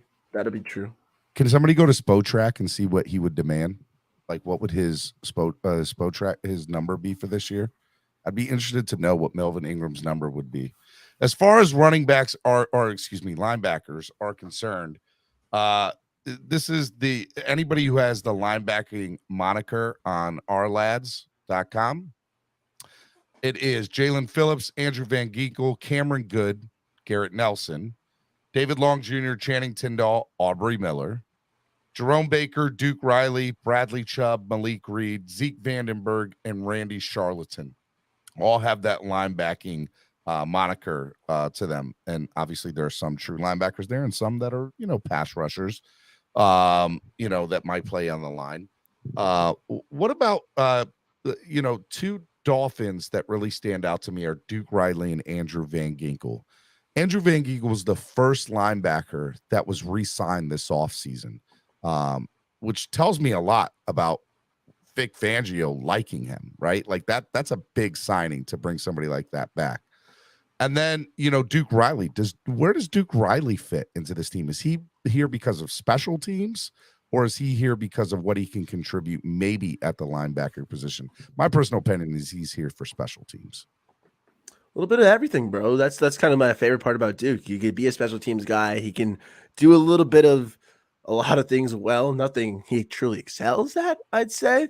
But which is kind of what last year when he started getting used so much, when his usage rate was up, you kind of saw a little bit of the holes in Duke. Still fine player. I think if you use him in a reduced capacity, again, Fangio having a role for him, having special teams or certain packages him on the field, he's going to definitely contribute, definitely produce, man. That's why you bring a veteran like that back. I like Duke, bro. I like Duke Riley too. And one of the things that I think is going to be under the radar. Well, I hope it's not under the radar for those Dolphins fans, but did you guys look up Spotrac? Did somebody look up his Spotrac? About 4 million. If I read that correctly, it's 4 million. That's what he'll demand, or that's what he'll command. Yeah, 4 million, huh? And we got 10 million coming available post June 1st. We got to figure out a way to do that. I still think there's a restructure somewhere. It's got to be Christian Wilkins restructure. And you got to make if you that extend work. him, lower his base for this season, that probably frees up some cap. What is Christian Wilkins' base for this year? Let's put some Dolphins up here. I'm trying to find out where we can get more money. And I know Christian Wilkins is obviously one. You're not redoing Agba's contract, by the way. Agba, you're just going to let him play on his I think it's $8 million he's getting this year. You just let him play on it and hope that he turns out great. Wilkins' base is 10.73, Brett said. So if you could take, all right, so we got 10 million coming in post June 1st. You renegotiate Christian Wilkins' contract, which from all indications, I think that is going to happen. You could potentially get another 15 million on the books right there. Now, Ingram, there's 4 million. So that leaves you with $11 million left. What is Dalvin Cook going to cost us this year? Ooh. Here's the thing. So trade, right? If he's traded, it's 11 million. Him, because I was really into the Derrick Henry, Dalvin Cook conversation earlier. Both are going to be worth 11 million next year. But if he's cut, you might obviously again lower base, more guaranteed bonus. That's going to help. I'd have to assume again, like maybe 5 or 6. And you got and we can save another couple of mil off of Cedric Wilson and getting rid of him if you trade him. Unless they pull a Mike Gesicki and want to be loyal to him. There's no reason for the Dolphins to be loyal to Cedric Wilson. None at all. Chris Greer, we have to do right by him. I'm like, are you effing serious with that? I read that the Dolphins are it was a Twitter, somebody in the Twitter world, but there's no upside to keeping Cedric Wilson, right? Like none that I can think of. Yeah. Is there? Is there an upside to keeping Cedric? Devon Achane can return kicks, so no. And Braxton Berrios can return kicks. Oh, yeah, true. There's no benefit to the Miami Dolphins keeping Cedric Wilson. You can't. Damn, man. You can't renegotiate Wilkins, Steven. You can only extend, fix your verbiage. Fine, Von Joe. Gosh, you're so fine, Von Joe. There we go, Vaughn. Batman says trade Wilson, extend Wilkins and Connor. You free up about $26 million. Mr. Well, there you go. Well, that brings in Melvin Ingram at 4. That brings in Dalvin Cook at 11. So there's 15. You still have 11 million left. You still have, am I right? Am I doing that math right? You still have 11 million left over for the draft class, right? Yep. Well, yeah, shoot. I forgot about the draft class. Yeah. What is draft class going to cost us? Shouldn't cost us that much. No. What is Cam Smith going to that's 3 million, 4 million, maybe this year. I'm going to say 3 million just to be on the safe side. I have no clue how the rookie My stuff guess works. is this year it'll cost us a total of about 5 million. So there we go. So there's 6 million there. So our draft class will cost us $5 million this year alone. And there we go.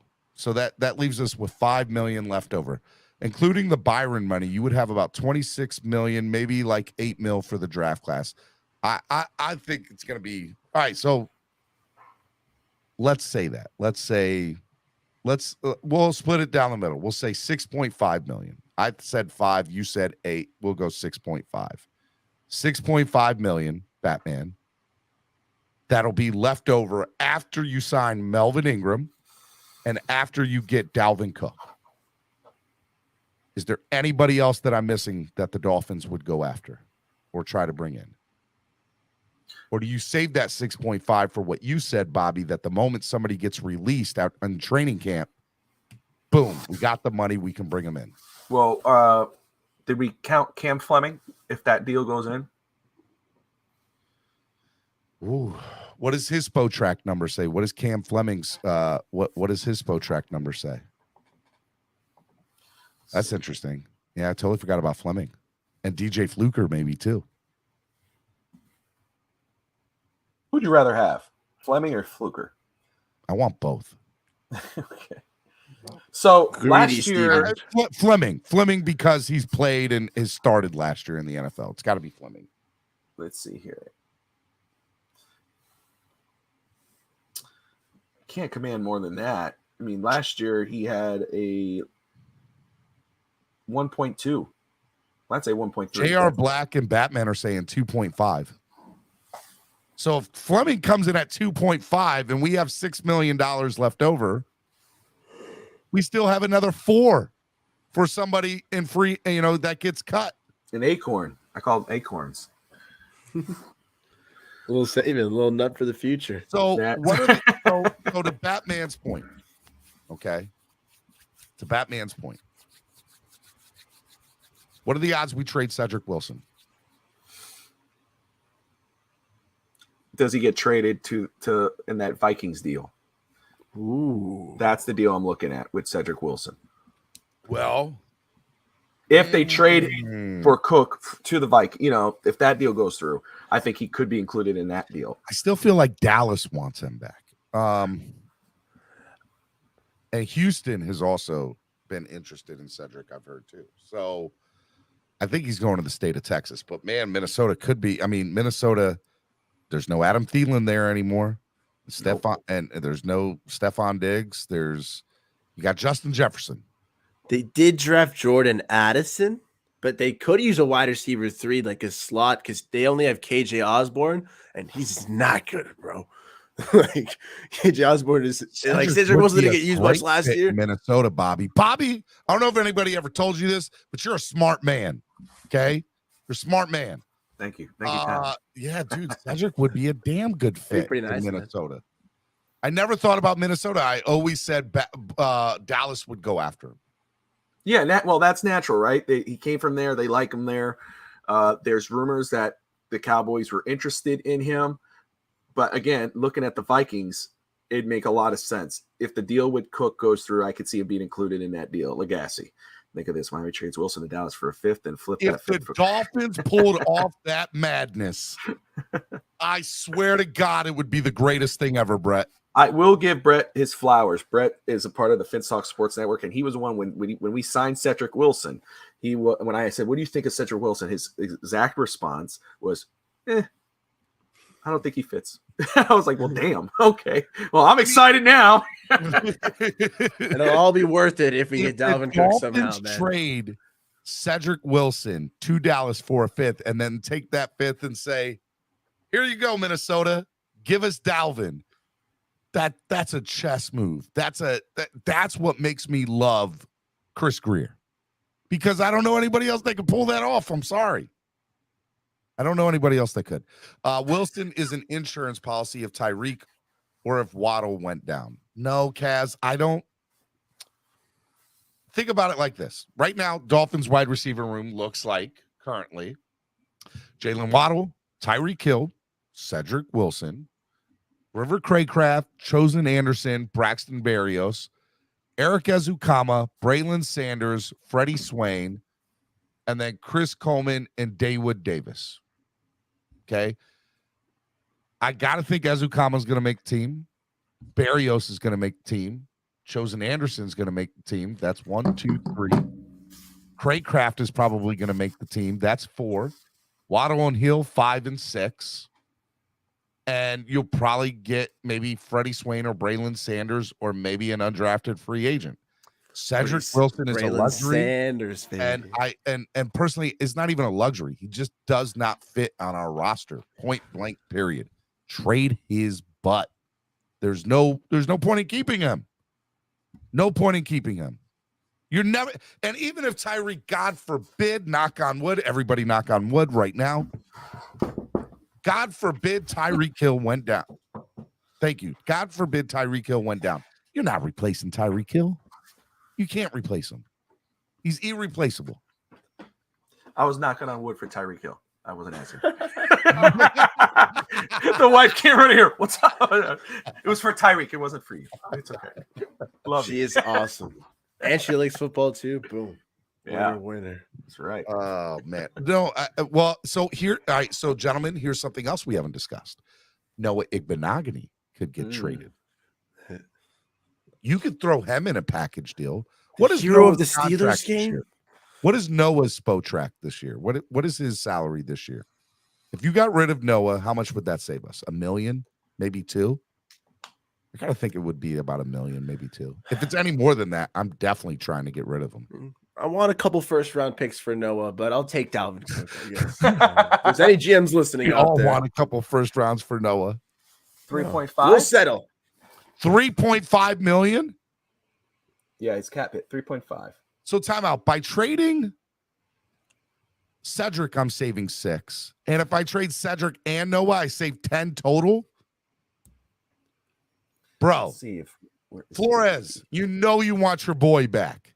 Yeah, you owe us a You want first your rounder, boy. bro. Flores, you know you want your boy to come play defense in Minnesota. Go trade Noah to Minnesota.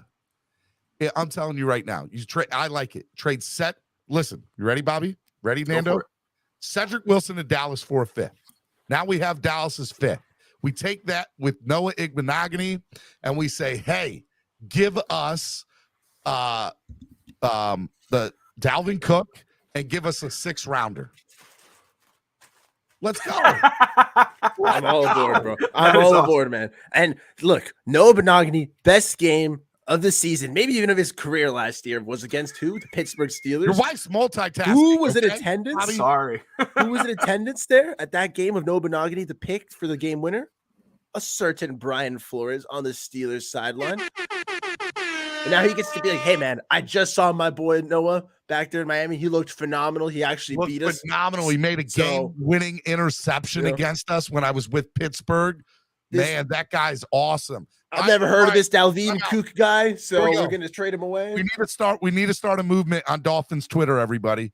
We need to tag Minnesota Vikings and tag every Minnesota Viking person we know and say how wonderful and amazing Noah Igbenogany is. Just And repeat that the it would pick be a play. shame if the Dolphins lost him.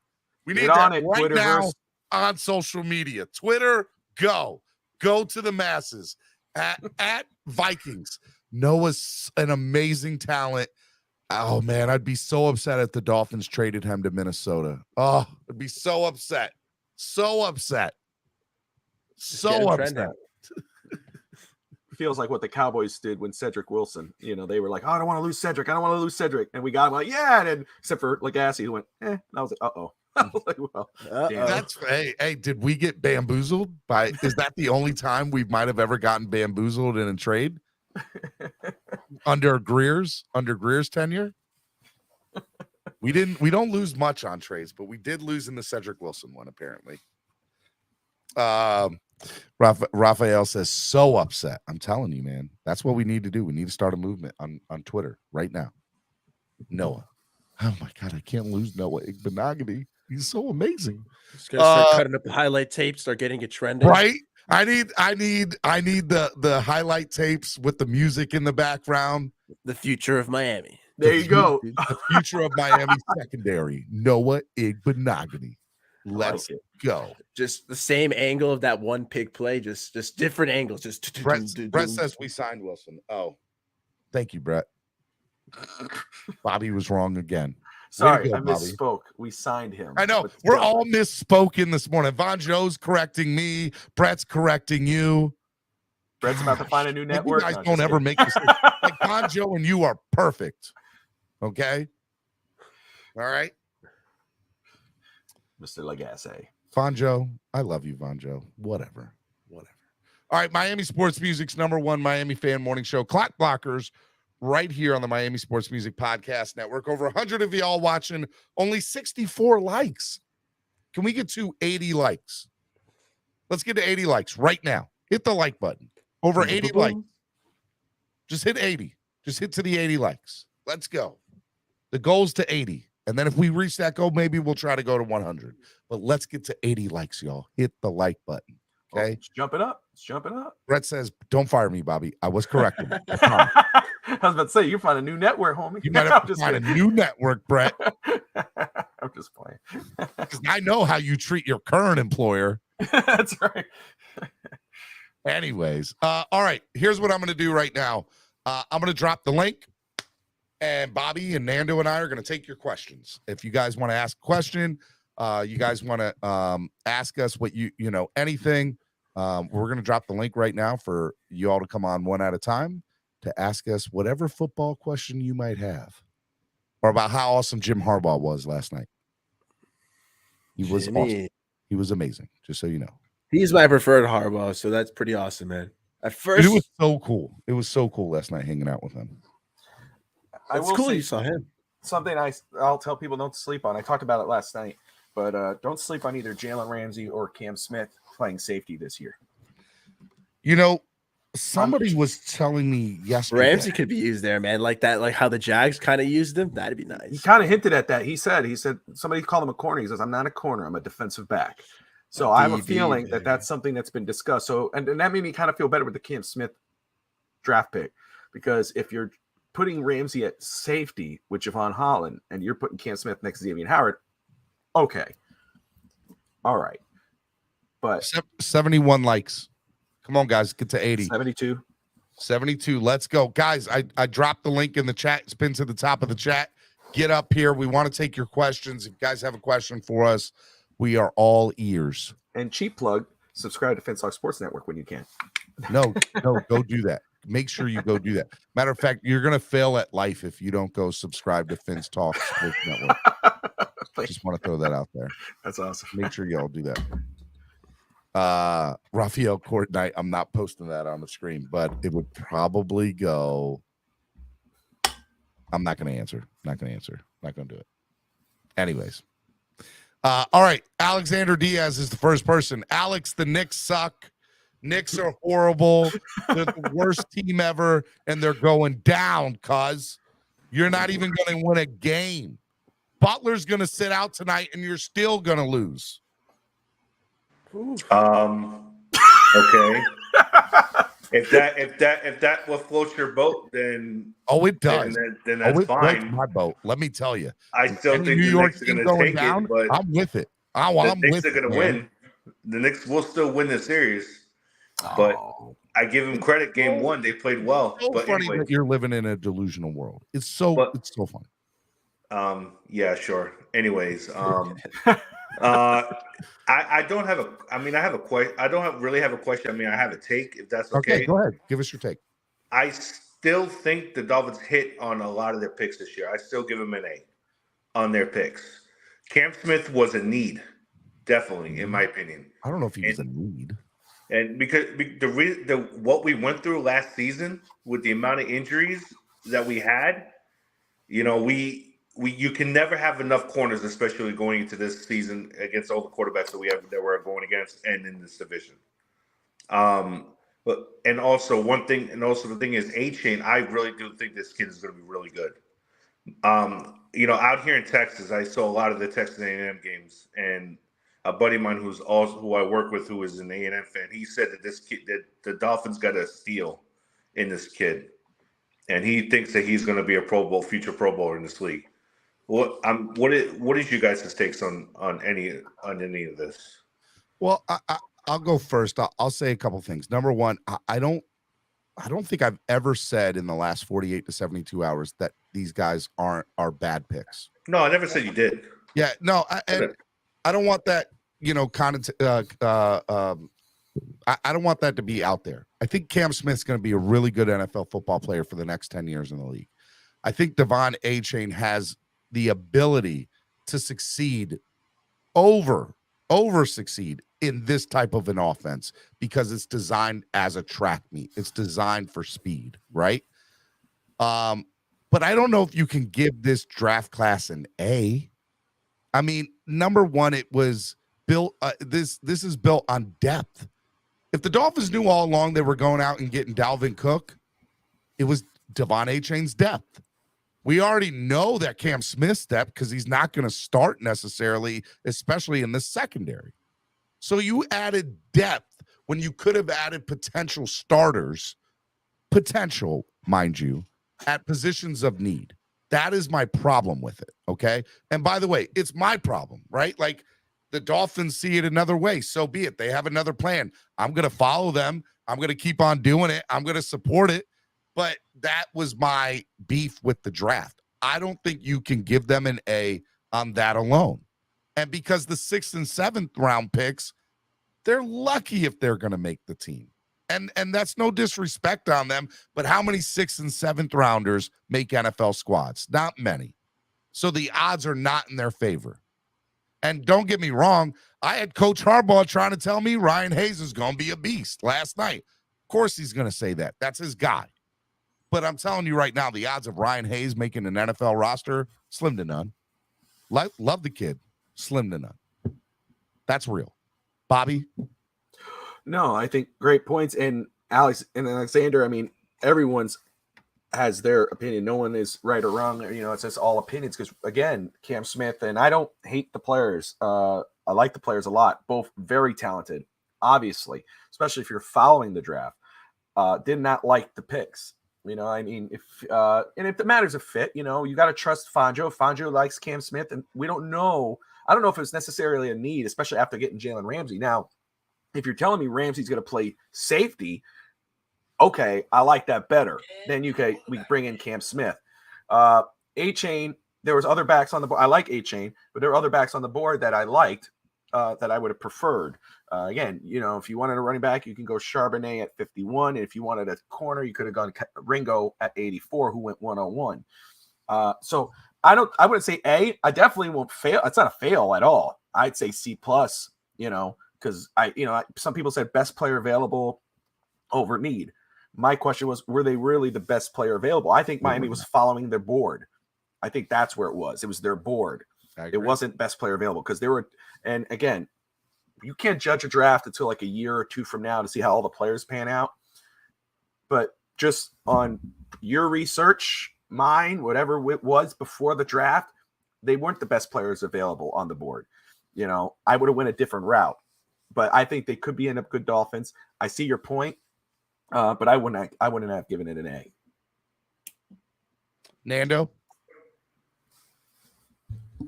Sorry, I'm just connecting my camera again, bro.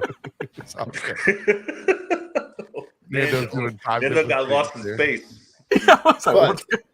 Yeah, no, this little fell. But we think that the Dolphins, man, I don't know. I would give it like Bobby said, you really can't judge it for a year or two, man. Like, maybe even a little further than that. You have to grade it now. Do you give it an A now, Nando? Do I give it an A now? Of course, then, bro. If you're making me give it a grade right now, because I think that the Dolphins have a vision for their players that they can fit, and they stuck to their board, and they'll be the best that they can, bro. They're young dudes, all of them. So let's disagree with you, Nando. Nando, let me ask you very quick.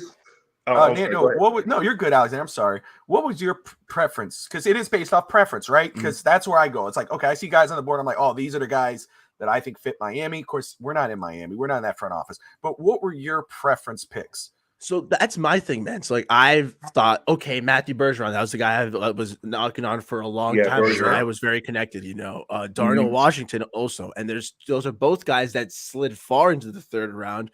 Matthew Bergeron, I'm not sure why. Maybe that was just a lot of people saw him as a right tackle. He could have gone into guard. Maybe a lot more teams saw him as a guard than a tackle. And then for Darnell Washington, it was those health concerns that we just weren't privy to. But that's what I'm saying. Like we have these notions, these conceptions that like these players are going to do well here, that we have them rated a second round, yada yada. But NFL GMs and NFL teams have it different, and so if they think that those guys are third round grades, those are third round grades because that's where they got drafted. If we thought that, oh, maybe it's a too high, maybe it's a reach, maybe they didn't fit, maybe they really are more concerned with their cornerback room. We love Cater Kahu, we love Trill Williams. Maybe Vic Fangio said those guys are good and all, but I'd much rather rock with the Cam Smith, obviously, than one of those guys. I'd rather them, they still have to prove it to me. We have to see if they say, hey, we really liked Elijah Higgins, or hey, we really, Zach Kuntz, he went to Penn State and Old Dominion. He went right after Elijah Higgins. Why didn't the Dolphins get him?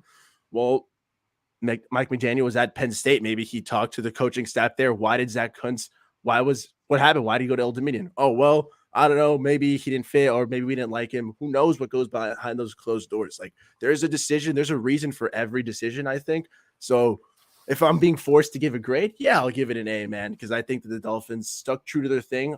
I don't think they reached. I don't think they didn't trade back, which kind of sucked, but we didn't trade up for a head-scratching pick. We let the board fall to us, and can't hate on it, man. I think I'll leave it like this. One more take, and then I'm done. Steven, I know you got a lot of people in the back. I apologize.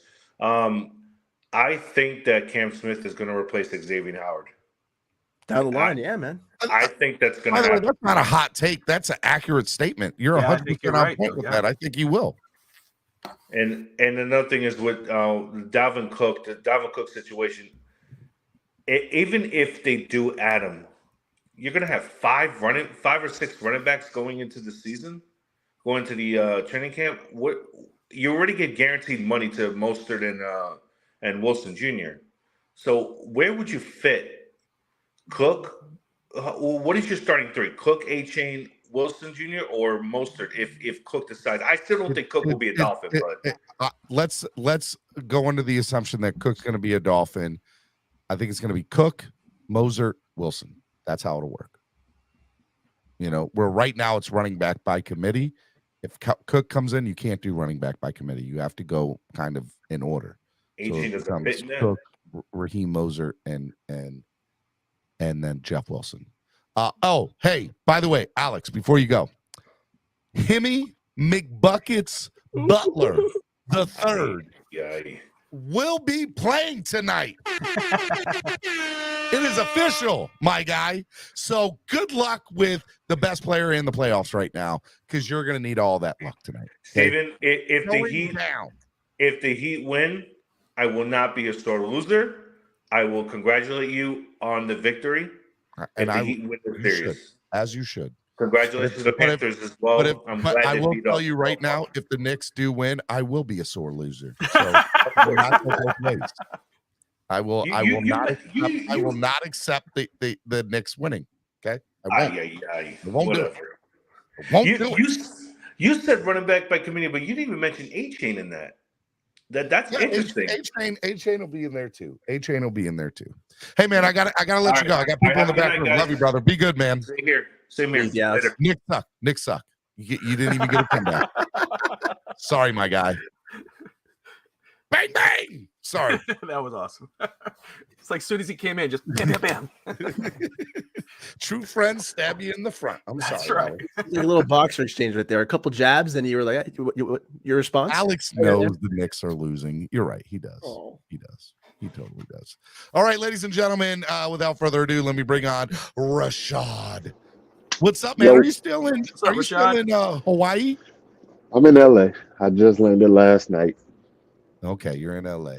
Back from Hawaii. Yeah. How was Hawaii, man? It was beautiful.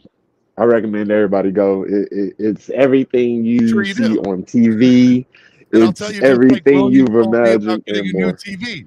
All donations are welcome, but $2 ain't gonna get it, my guy.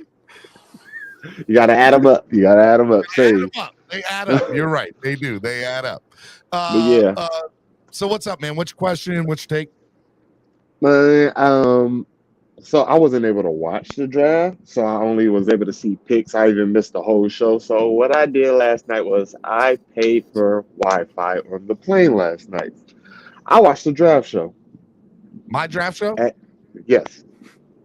At 84, Time out. I just need to throw this out there. You paid to get I Wi-Fi paid on to. the plane to Yes. watch the draft show that happened on Friday night from Hawaii to LA. Yeah. Had to be done. Had to be done. It's a That's 6-hour flight. I had to do something. It's only I don't 6 know, hours. but I'm proud. 6 and hours. You're 6 gonna make hours, me yeah. cry, Rashad, because that's dedication, that's loyalty. Go ahead, man. No, I just, You're gonna make me cry. I Go just, ahead. I was okay with the pick. I'm still okay with the picks. Let me be clear. But at 84, Darnell Washington and Trenton Simpson was available. They And were. we took A-Chain. That kind of bothered me. And then that made the Cam Smith pick bother me a little bit more. I understand the players that we drafted and what they bring, but they're not going to have an immediate impact as a Darnell Washington, a Juice Shrugs, Are you sure, a Trenton Simpson. Rashad? Yes, Darnell I'm Washington, sure. because I've been scratching my head. For sure. Why have the Steelers? Why did Darnell Washington fall, and why did the Steelers get him? You know, like Darnell Washington fell because of his health concerns. You know, like there's some issues there. But the only team that even took a stab at him was Pittsburgh, who has an established young tight end in Pat Freiermuth. So that tells me that it's a flyer for them. Darnell Washington's a pick. If it works out, it works out. If it doesn't, they don't really care because they have Pat there. You know what I'm saying? And like no other team made a stab at that. No other team that might have needed a tight end, that might have needed to rely on him, made that. So that to me, like I love Darnell Washington, the player. I wanted him at 51, man. But the fact that he fell that far and that no other team, it's got to be a bit of a concern, man. Like because I don't think it's a knock on Pat Freiermuth. I think it's a bit of a knock on Darnell Washington, bro. I believe it's because of how slow he is. I agree. In game speed, he's athletic for his size, but his movement is very slow. But I think he'd be a good player, just maybe not as immediate as we thought. You know what I'm saying? Is if we're going blocking tight end, I want the one who abuses the defender, the one who drags him across the field, the one who is elite at pass blocking or run blocking, whatever it is. If I need a receiver, I feel like history is repeating itself. We think that we have a steal at another position, so now we're like, okay, we can attack a room that's already good and prepare ourselves for the future. What about right now? We already were a top 5 cornerback room in the league, if not top 3, and that's because of Cater. Cater was our third best cornerback, and Needham's coming off injury. We could have went safety because if we signed Eric Rowe today, he would be the starting strong safety. He would be the best strong safety on the roster. We could have went offensive line. We could have drafted Juice Shrugs, moved him to guard, moved Connor. I know that's what Steven is dreaming of. Get the center in and blah blah blah blah blah. Dude, we could have done so many Minnesota, things. John was Michael there. Schmidt He from was Minnesota was there for the taking. That'd have been a nice pick. That would have been, beautiful. Mama We're mia. thinking about adding depth when we could have added impact, immediate impact. They didn't have to be the best guys, but they would have made an impact today. Trenton Simpson, I wouldn't even say. I would say by week 4 he's getting legitimate snaps. Give him Nando. Like, it makes absolute sense, bro. What Vaughn said, like, okay, that's like saying no team took a stab at Tom Brady. Okay, yes, that's exactly what it means. Like, no team took a stab at Tom Brady except for the Patriots in the 6th round. One team can take a stab at a player. You do realize every NFL team passed on Tom Brady a total of 5 times. Yeah, and every team passed on Darnell Washington. Some of them did 6. Twice, some of them 3 times. That's the point I was making, you know? No team took a stab on him until the end of the 3rd round. Maybe even the 4th round. I know where he got taken. It definitely wasn't the 2nd. Where I thought he could even creep up to the 1st. Like, he was there. He was there at 83 for us. We could have had. He was. We passed on him twice for a reason. And by the way, that is all the more reason why I'm frustrated as hell we didn't get rid of Gesicki last year, because we could have then had 2 third-round comp picks that we could have gotten a Darnell Washington. We don't make the playoffs without Mike, Steven. We don't make the playoffs without Steven. Without Mike. Just listen to me. You ready? You're not listening. Just listen. 3rd round. We had 3 third rounders. Just imagine. okay, because we got the 2 comps from Gesicki had we had released him. We could have got John Michael Schmidt. We could have potentially had Darnell Washington and then Devon Acme. You could have still got Acme. It's true. It's true. But we don't make the playoffs without Mike Gesicki. Being our We don't third make the rounders. playoffs. Bobby, would you have had an issue with any of that? We would have been the winners of the draft. Yeah. Straight winners. Wouldn't even have been close. If we would have got Bergeron and Darnell at 84, that would have been. I would have said A+2. I don't 6th and 7th round picks. Those are project picks. I don't hate on those picks whatsoever. Exactly. But At all. when you look at Thanks. 51, and again, this is all hearsay. This is our opinion. This is what it Look is. at Pete. Look at Pete. Pete's trolling us. There it is. And but again, what happens 5 years from now if Cam Smith is just Noah Benogany and Oh, please don't put that in the air. I'm just an A-Chain's a Gaskin, and maybe Darnell Washington is blowing up the league. How are we going to look back on this? That's all hearsay, right? But that's the point, So to your point, Bobby, that's exactly where I was going with this. It reminds me when we took Noah and we passed up on Jonathan Taylor. It was like, okay, we got Gaskins, or we'll get I forget where Gaskins was drafted. We got something in Gaskins is how we look at it. And now we're looking at Elijah Higgins like, we got Elijah Higgins stash. We know we're going to move him to tight end so we can draft him later. Let's just pass on tight end. By the way, hindsight's 2020. And I like Elijah too. We But were freaking out about missing on DeAndre Swift, bro. And look, he's been traded for pennies to the Eagles, man, because he didn't pan out. Like, yeah, you're right. I'm hoping Elijah works out. He looks fabulous. He looks like what I want my tight end to look like. We would have at least gotten one. I meant more about Cam Smith. Like I'm saying, like Cam Smith can still work out. Like in the second round, we were like, dang it, bro. We got Rob Hunt. We could have got DeAndre Swift. I'm much happier with Rob Hunt right now than I am with DeAndre Swift. Like sometimes it works out. Sometimes it doesn't. Sometimes we might miss out, bro. But like you said, Bobby, it's all hearsay right now. It's all opinions. Like it's.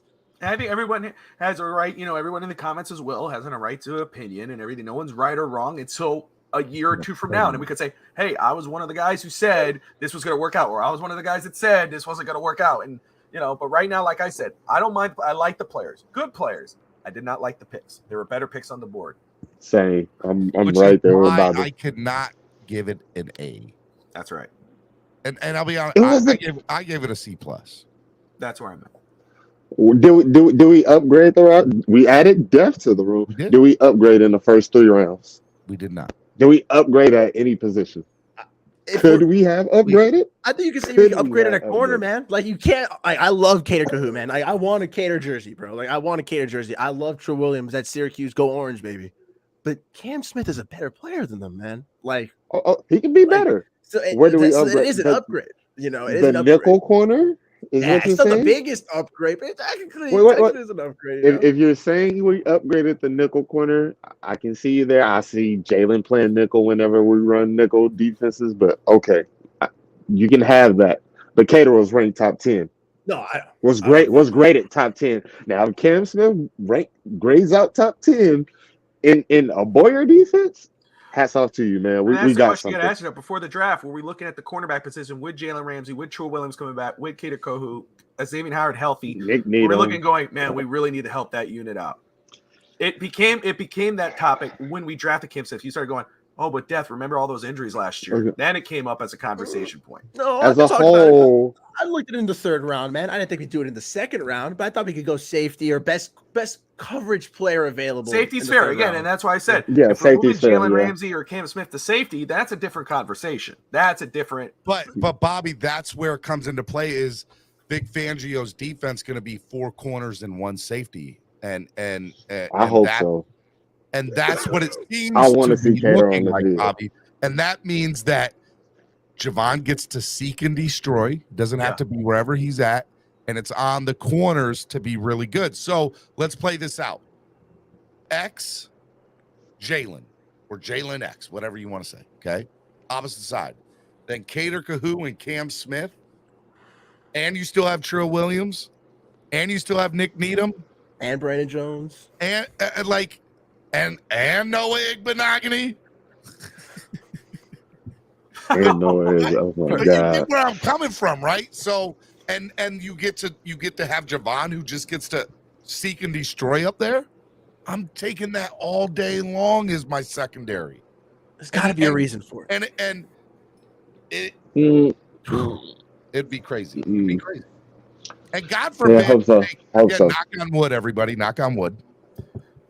I'm tapping because I don't want to Okay. have Okay. the same situation. Knock on wood. Nando, did you knock? Did you knock, Nando? God forbid somebody goes down with an injury again. Whew. Okay. Thank Somebody better step up, Cam. I'm Better just become top telling you, 10. then Great. still can go back to a Great. traditional style defense and still be good because you still have quality players there. You have the luxury of having 4 corners and a safety because there's so much depth, and that's what Cam Smith provides, which is fine. It's what it is, right? Again, I'm not saying it's a bad pick, but it's and by the way, Is it a sounds good like pick? the defense that Fangio wants to run. So let's also play this out too. We get to play the Jets twice a year now with Aaron Rodgers.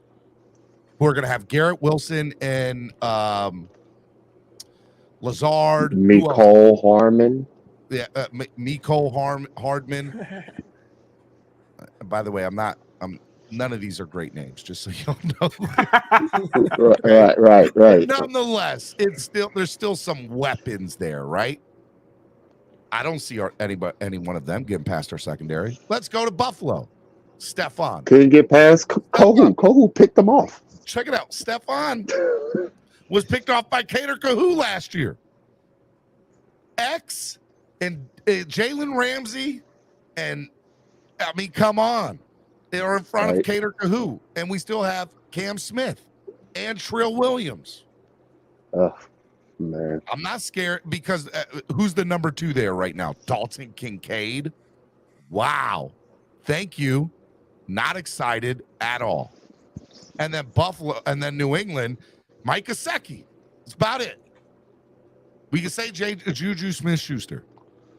But that's 6 games right there that, in my opinion, our secondary shuts down their weapons to a T. 6 games. It better be 17 games where no quarterback goes over 250 yards. Not one. I just brought up not one, Steven. So let me ask you, having the second. All right, so here's a question I have for you. Having the secondary that we have last year, over under 300-yard passing games against our defense. Let's say, hold on. Let's say 9 300-yard passing games, 300+ yard passing games, over under. The over under is 9. Rashad, are you taking the over? Or are you taking the under? For this year or last year? No, this year. Under. Easy. Nando? Easy under. Bobby? Under. Yeah, me too. It better be. Me too. Yeah, it better be. Is right. Man, Lord have mercy. I feel like if this doesn't work, I'm looking at Vangio with a side eye. So time out. I want you all to remember this. We're playing Aaron Rodgers, Josh Allen, Patrick Mahomes, Jalen Hurts. Who else are we playing? I'm forgetting about some people on there. McCorkle. No, I'm jumping.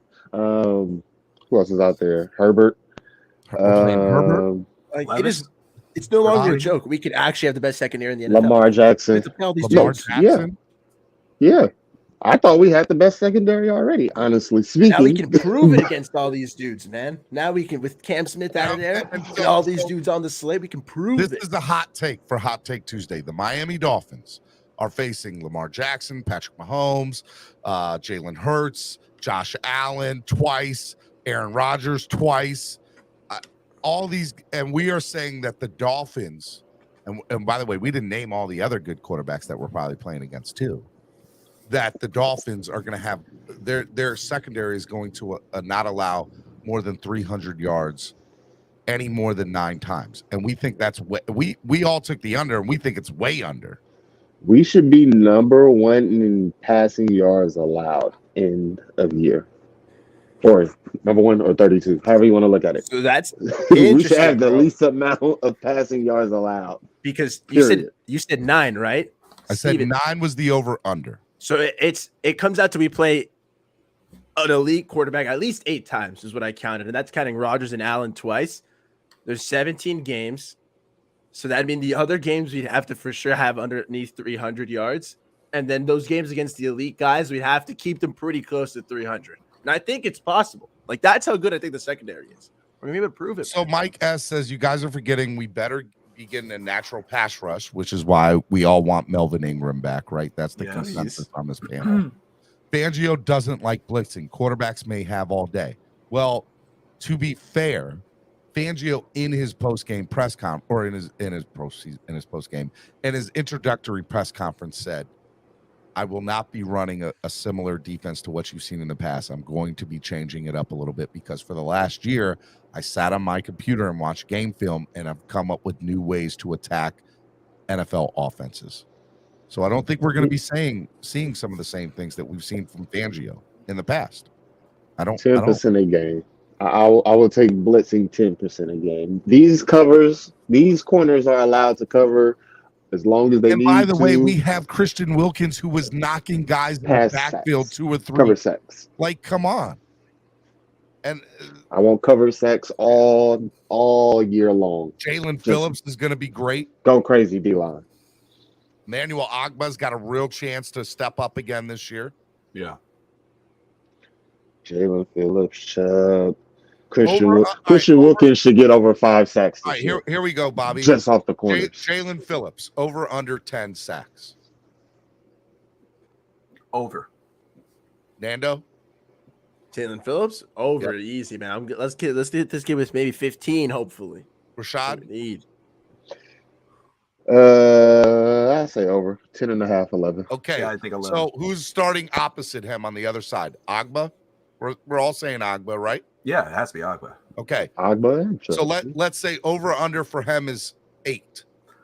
8 sacks. Over under. What are you taking, Bobby? Even 8. Yeah. Yeah.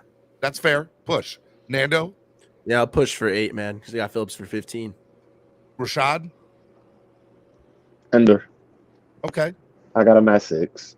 Okay, so that's fine. 5 or 6. 16 to 18 sacks minimum for the 2 defensive ends. That doesn't include sacks that'll come from the secondary. That doesn't include sacks that'll come from the linebackers. And that doesn't include sacks that are going to come from our defensive tackles.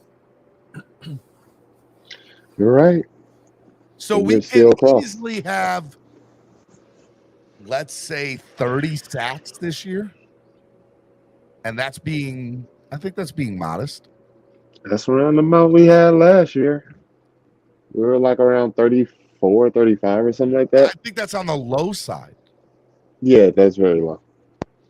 I think our interceptions will go up this year tremendously. I think we'll be in a 55 plus sack. Quarterbacks just won't pass the ball. How could you? You rather take a sack or throw a turnover? With the coverage being as tight as it should be, it should be a field day for the front seven. 4-man fronts. Outside linebackers are edge rushers. Chubb will be opposite of Phillips. All right, fine. Let's go Bradley Chubb. Over under 7 sacks. Bobby? Over 8. Nando? Let's hit it with that over. Rashad? He better be over. For how much? For $123 million a year. Over. I mean, not a year. $123 million over. So that's 22, 23 sacks from 3 guys. From 3 guys only, 20 plus sacks.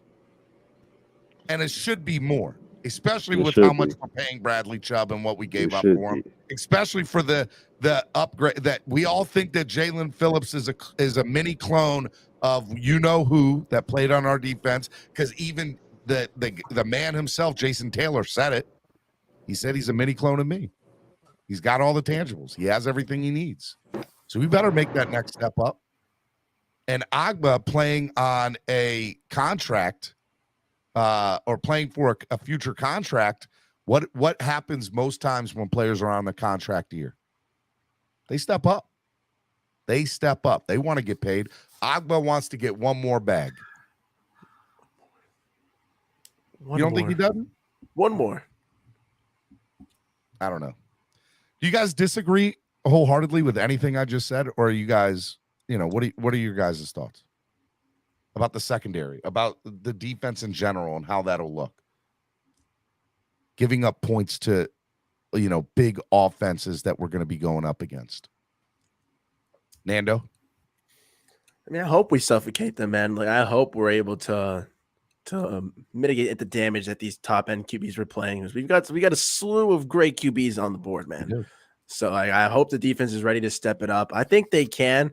I'm hoping the schedule comes out May next Thursday. Next Thursday. Okay, boom. So then we'll be able to see exactly how it lines up. But I think for the most part, we'll be looking fine, man. Like, I think the defense is much improved from last year, and already entering before the draft, we thought it was going to be the best. I thought it was going to be the best secondary in the NFL. You add Cam Smith. Let's watch it happen in action, man. But add Cam Smith and Jalen Ramsey. I think it's the perfect formula, right? You can't go over the top because you might get picked off or the ball batted down from the secondary. You expect easy sacks for the defensive line because of what the secondary is doing. Where you might have to be concerned with the defense is the linebackers. We discussed it.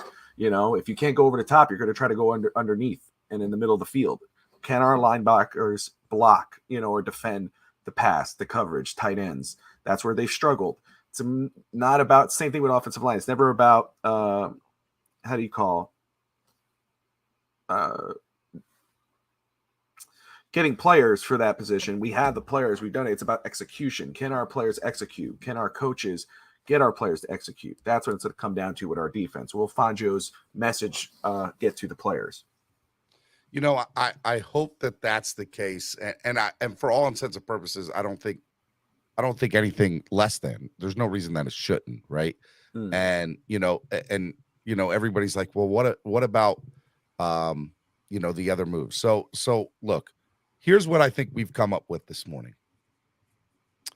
Christian Wilkins is going to get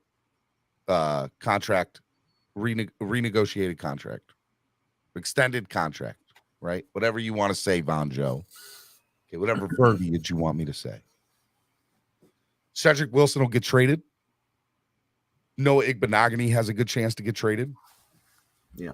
If we can put him in the package to Minnesota, which I think they will. I think we're all in consensus that we think there's a really good chance Dalvin Cook will be here. Okay.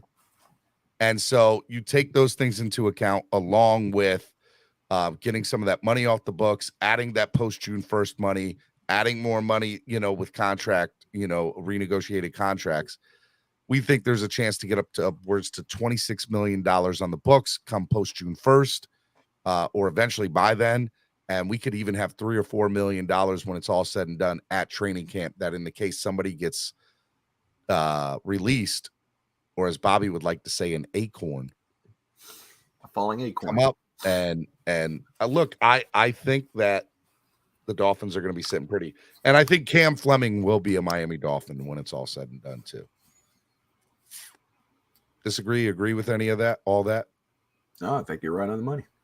I think I am too, because I'm a smart man. I don't know if anybody's ever told me or not, but I'm a smart guy. At least you're a smart guy, Steve. Thank you. I appreciate that. I was waiting for somebody to tell me that today, because I gave you both compliments on how smart you guys were.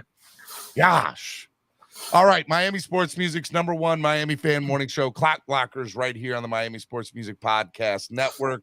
All right, Anthony, I'm going to bring you on for 1 minute. We only got about a minute left, and we got to start wrapping up the show. So, Anthony, I didn't want to leave you in the back waiting. Go ahead real quick, man. What's your honestly, I see what you're saying, but to me, when I look at the defense backfield specifically, I don't think the corners are really going to get as many interceptions as you guys think, because Fangio when it comes to the defensive backfield, Fangio relies on the safeties to get the interceptions, not the corner position and stuff like that. So when you look at it, the way he runs his defense, the safeties are the more important area in that backfield. He gets the corners, but they're not really doesn't rely on them to give interceptions and get interceptions. It's more the safety position and stuff like that. So I think Javon Holland is going to be the one leading the team in interceptions in the back end, not X or timeout. Or, You think a safety is going to lead our team in interceptions next year? Because of the way Fangio runs his defense, he relies more on the safety position. Interesting. And you guys have too much faith in the pass rush. I think everybody. I think at most he gets 9.5 sacks. What, all those three guys together? No, Phillips is going to get 9.5. I think Chubb is. What did we say, guys? 10? Come on now. You're giving us a half a sack. I'm the only one who went ridiculous with it. Yeah, I'm 10. sorry. I said 11. Yeah, no. I think Chubb. I think Chubb is the one that's going to have 15 and around 13 or 14. Can I be honest? I think Bonjo, get back up here. Go ahead. Let me just say very quick. Anthony, what's up, brother? I just want to say, I think, with Phillips with 11, I could see Agba with 8. Bradley Chubb should have over. That's why I said over. But if you're telling me who's going to have the lesser sacks, I would think it would probably be him. I could see 6, 7. He's the one I could see getting the less sacks.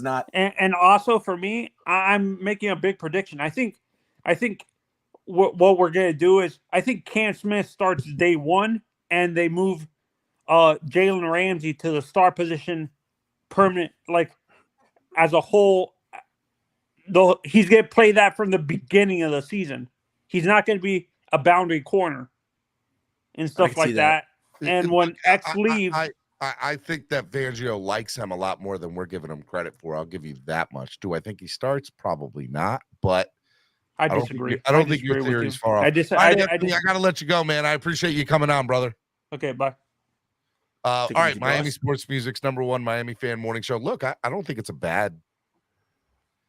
I like the star position for Ramsey, man. I think if he was able to just erase the best weapon on the other team, oh baby, that's a fun time. And then we get the other toys, let them cook. But we'll see how Fangio designs it up. Do you think Bobby? What are the odds that Holland leads the team in interceptions? That's an interesting thought. Anthony is comes on the show, or it's a commentator, or not a commentator, but comments on the page, and he'll come on once in a while. He's full of hot takes. He is perfect for Hot Take Tuesday. That is a hot take. It is. Hey, Anthony, I'll give you your air horn for Hot Take Tuesday. Yeah, it's a hot take. I don't think it's very likely. I think it's really player dependent. I think, you look at Xavier Howard. Could he have a bounce back year? Can Jalen Ramsey take advantage of Cam Smith being there? And I wouldn't say, anything could happen, right? But I can't see Javon Holland leading the league leading the team in interceptions. It's more than likely one of those, even Jalen or Xavier Howard. My money's on Xavier Howard. I think he's going to have a bounce back year. Wow, you think X is going to lead the team in INTs? Yeah, I think he's going to have a bounce back year with Jalen Ramsey there. I'm going with X. Hot Take Tuesday. Hot take. I don't know. I mean, I like that. Thank you. Who's going to lead the team in interceptions this year? I don't think Javon Holland will. And I got to be honest, I don't think X will. Who do you got? Igbenogany? Because I don't think Jalen's going to get targeted enough. That's a hot take, brother. It's like, hey, Igbenogany interceptions count as 3, okay? That's right. Doo-doo take. Man. Igbo picks count as 3, okay? So if he gets 4, he'll have 12, and then he'll lead the league. All right, let's go with.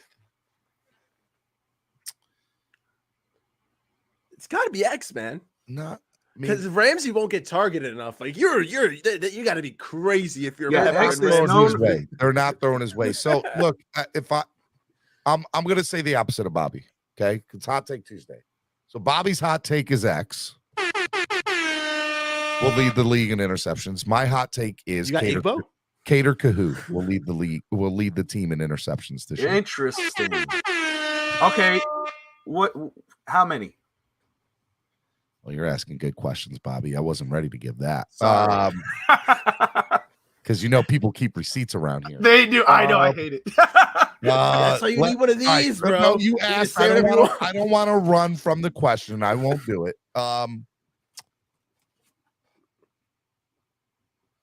That's why I like over-unders. Okay, that's fair. Give me an over-under for Cater. Over under 8. Over. I'll take the over. Interesting. I think he'll get 9. I don't know if he'll get 10, but I could see him getting 8 or 9. I would love it. I'm not mad. I would not be 9. mad. I think he could get 8 or 9. But would that make you hate? No, I don't want to say hate. But that would make you more go and let you know you could say replace, but then you're like, why did we draft Cam Smith, who's the one blowing it up? Cam Smith just isn't going to get enough playing time, I think, this year. I think that'd just be a really good problem to have. It's True. True. Like if Cam Smith is good, but even not, but Cater who's just so good that he has 9 interceptions in the back. I say 8 or 9. Okay, I just want to throw that out there. 8 or 9 interceptions. 8 or 9. 8 or 9 for Cater Kahoo. I'm mad that you made me do that, Bobby, because that is definitely coming back. Somebody's right now typing on their phone. Got your ass. Got him. Got him. You're wrong again, Steven. You and your hot takes. You need to make a tinfoil hat for yourself, man. I know I need to. I should have done it there. Oh, man. Awesome. Bobby, what'd you think of being on the show this morning, man? Oh, dude, it was awesome. Thank you so much, man. This was great. You and Nando are awesome dudes. You were a pleasant addition to Hot Nice Take meeting you, Tuesday, man. Absolutely. I appreciate you guys. It was a lot of fun. Tell us a little bit about Finn's Talk Sports Network and where the people can find you, my guy. Yeah, so in regards of where you can find us, YouTube on the Finn's Talk Sports Network, just type it up there in the search bar. We're mainly Dolphin fans. There are some different fans of different teams. We cover the NFL. We got a couple of great Dolphin content tonight with Bandwagon and Real Talk Finn's Talk. Saturday, all over. We got Dolphin content. We got Miami Heat. We got East 10th Street Boys, which was last night Monday. We cover all of Miami sports. Me and Alex grew up in Hialeah, my best friend there. So we have a show talking about growing up in Hialeah and talk about the words of the day. I mean, we go all over the place with that. But a lot of great content on there. We're growing. It's exciting. By a fan, for the fans. A lot of fan interaction. You can find us on Twitter at Finn's Talk Network. Find me at Bobby Finn's Talk. It would be awesome if everyone or most people would come on and join us. Go like and subscribe. And if you're watching the show, tune in, comment. We comment with you. The people watching, viewing, commentating are as big a part of it as the contributors. I love what we're growing. We're already starting work on the draft next year because we had so much fun doing it this year. And we like to kind of be ahead of the curve. So a lot of fun stuff we got going on over there. It's good stuff, man. I think you do great work, which is why I wanted to promote you and put you on Hot Take Tuesday. Nando and I do this every Tuesday, and you're more than welcome to always come back on Tuesday and give us your hot takes. Just don't put me on the spot again because I'm sorry. That Cater Kahoo take is going to come back. I loved it. I subscribed because of it. Oh, all right. I'm coming. Tell your wife she's awesome. She's the real winner. She's the real winner in life. She is. She got to marry you on her birthday. That's how much of a winner she is. Married her on her birthday. That was my gift. I was like, happy birthday. Happy birthday. You get to marry me. Let's damn go. Right. She hit the jackpot. Can't ever give you a better gift than the gift of me. Okay. That's damn right. Happy birthday, babe. Here it is. I like it. Where's the package? You know where? No, just go. That's exactly what she said. Went, oh, what? I was like, oh shit. Just be real quiet. Oh, you got the bird? No, you didn't put the bird. That's awesome. All right. Anyways, I hope you all enjoyed the show today. I got one more surprise for you real quick. Crypto. What's up, Steven? What's going on, man? What's happening, fellas? Did you enjoy your hot dog last night? I enjoyed it. It was perfect. Okay, I owe you no more hot dogs. No more. We're done. All right, Steven. You're clean, man, Steven. I'm clean. All your debts has been paid. The interest is still outstanding, but the principal is paid. Hey, how awesome was it that we got to meet Jim Harbaugh last night and hang out with the Michigan football team? I know. Who would have thought, man? And you rolling up, the whole Michigan team is sitting in your seats, mind you. And then Harbaugh is on the other side down there having a good old time, man. That was nice, man. That was Awesome. lovely. I loved it, Thank you so man. much for inviting me. I had such a good time. I had to bring you on here at the end. And yeah, I appreciate you inviting me. It meant the world to me. We had a good time. The only time we didn't have a good time is when we walked 10 miles back to the car. I didn't appreciate that. Yeah. I was huffing and puffing. Let me tell you, I was like, is this it? Nope. Another block. We get to the other block. Where is it? It's just a little bit further. Are you kidding me, Crypto? Crypto, they're going to be mad at you because you're going to kill me. And then they're going to be like, where's Clockblockers? And Crypto, you're going to have to explain to people that I had a heart attack walking back to the car because you sat there and parked 10 miles from the stadium. God. I didn't know it was going to be that far, Steven. They told me parking lot W. So I just went to parking lot W. Bonjo That's says, what happened. asking him, did he enjoy his hot dog last night? And Crypto saying the hot dog was perfect is a weird way to end the show. You know what, Bonjo? You know what, Bonjo? You as the person, you were in the back, and then you hopped off. You're Hot more than take, welcome to hot come dog. up here and end the show better if you think that you can do a better job. Bonjo, if you'd like to end the show today, I will let you end the show. If you get up here, Bonjo, you can end the show today. By all means. You think you can do a better job. In the words of Brian Terry, Von Joe, knock it off. Cut it out. Just cut it out. All right, Crypto, I gotta go. I love you, brother. Brother. Hey, y'all be good, man. Hey, next time, Steven, we're gonna walk up on maybe Mike McDaniel will just be sitting randomly in Dolphins will just be randomly in Washington, D.C. and watching a ball. It's still the craziest thing ever. What is at a ball game? What is the Michigan State football team doing at a Cubs Nationals baseball game in Washington? Like, it made no sense. Yeah. What is the chance of that happening? You know, 1,000,000 to 1. Seriously, 1,000,000 to 1. That will never happen again. Never. Neither team is linked to either team that was on the field yesterday. Neither one of them. None. And then the head coach, you know, the ties are all over the place. It's crazy. What is the chance? I don't know. I love you, brother. Be good. Love you, man. All right, Nando. All right, y'all. Hey, Bobby. Yeah. Have a good one, brother. What a guy. What a pal.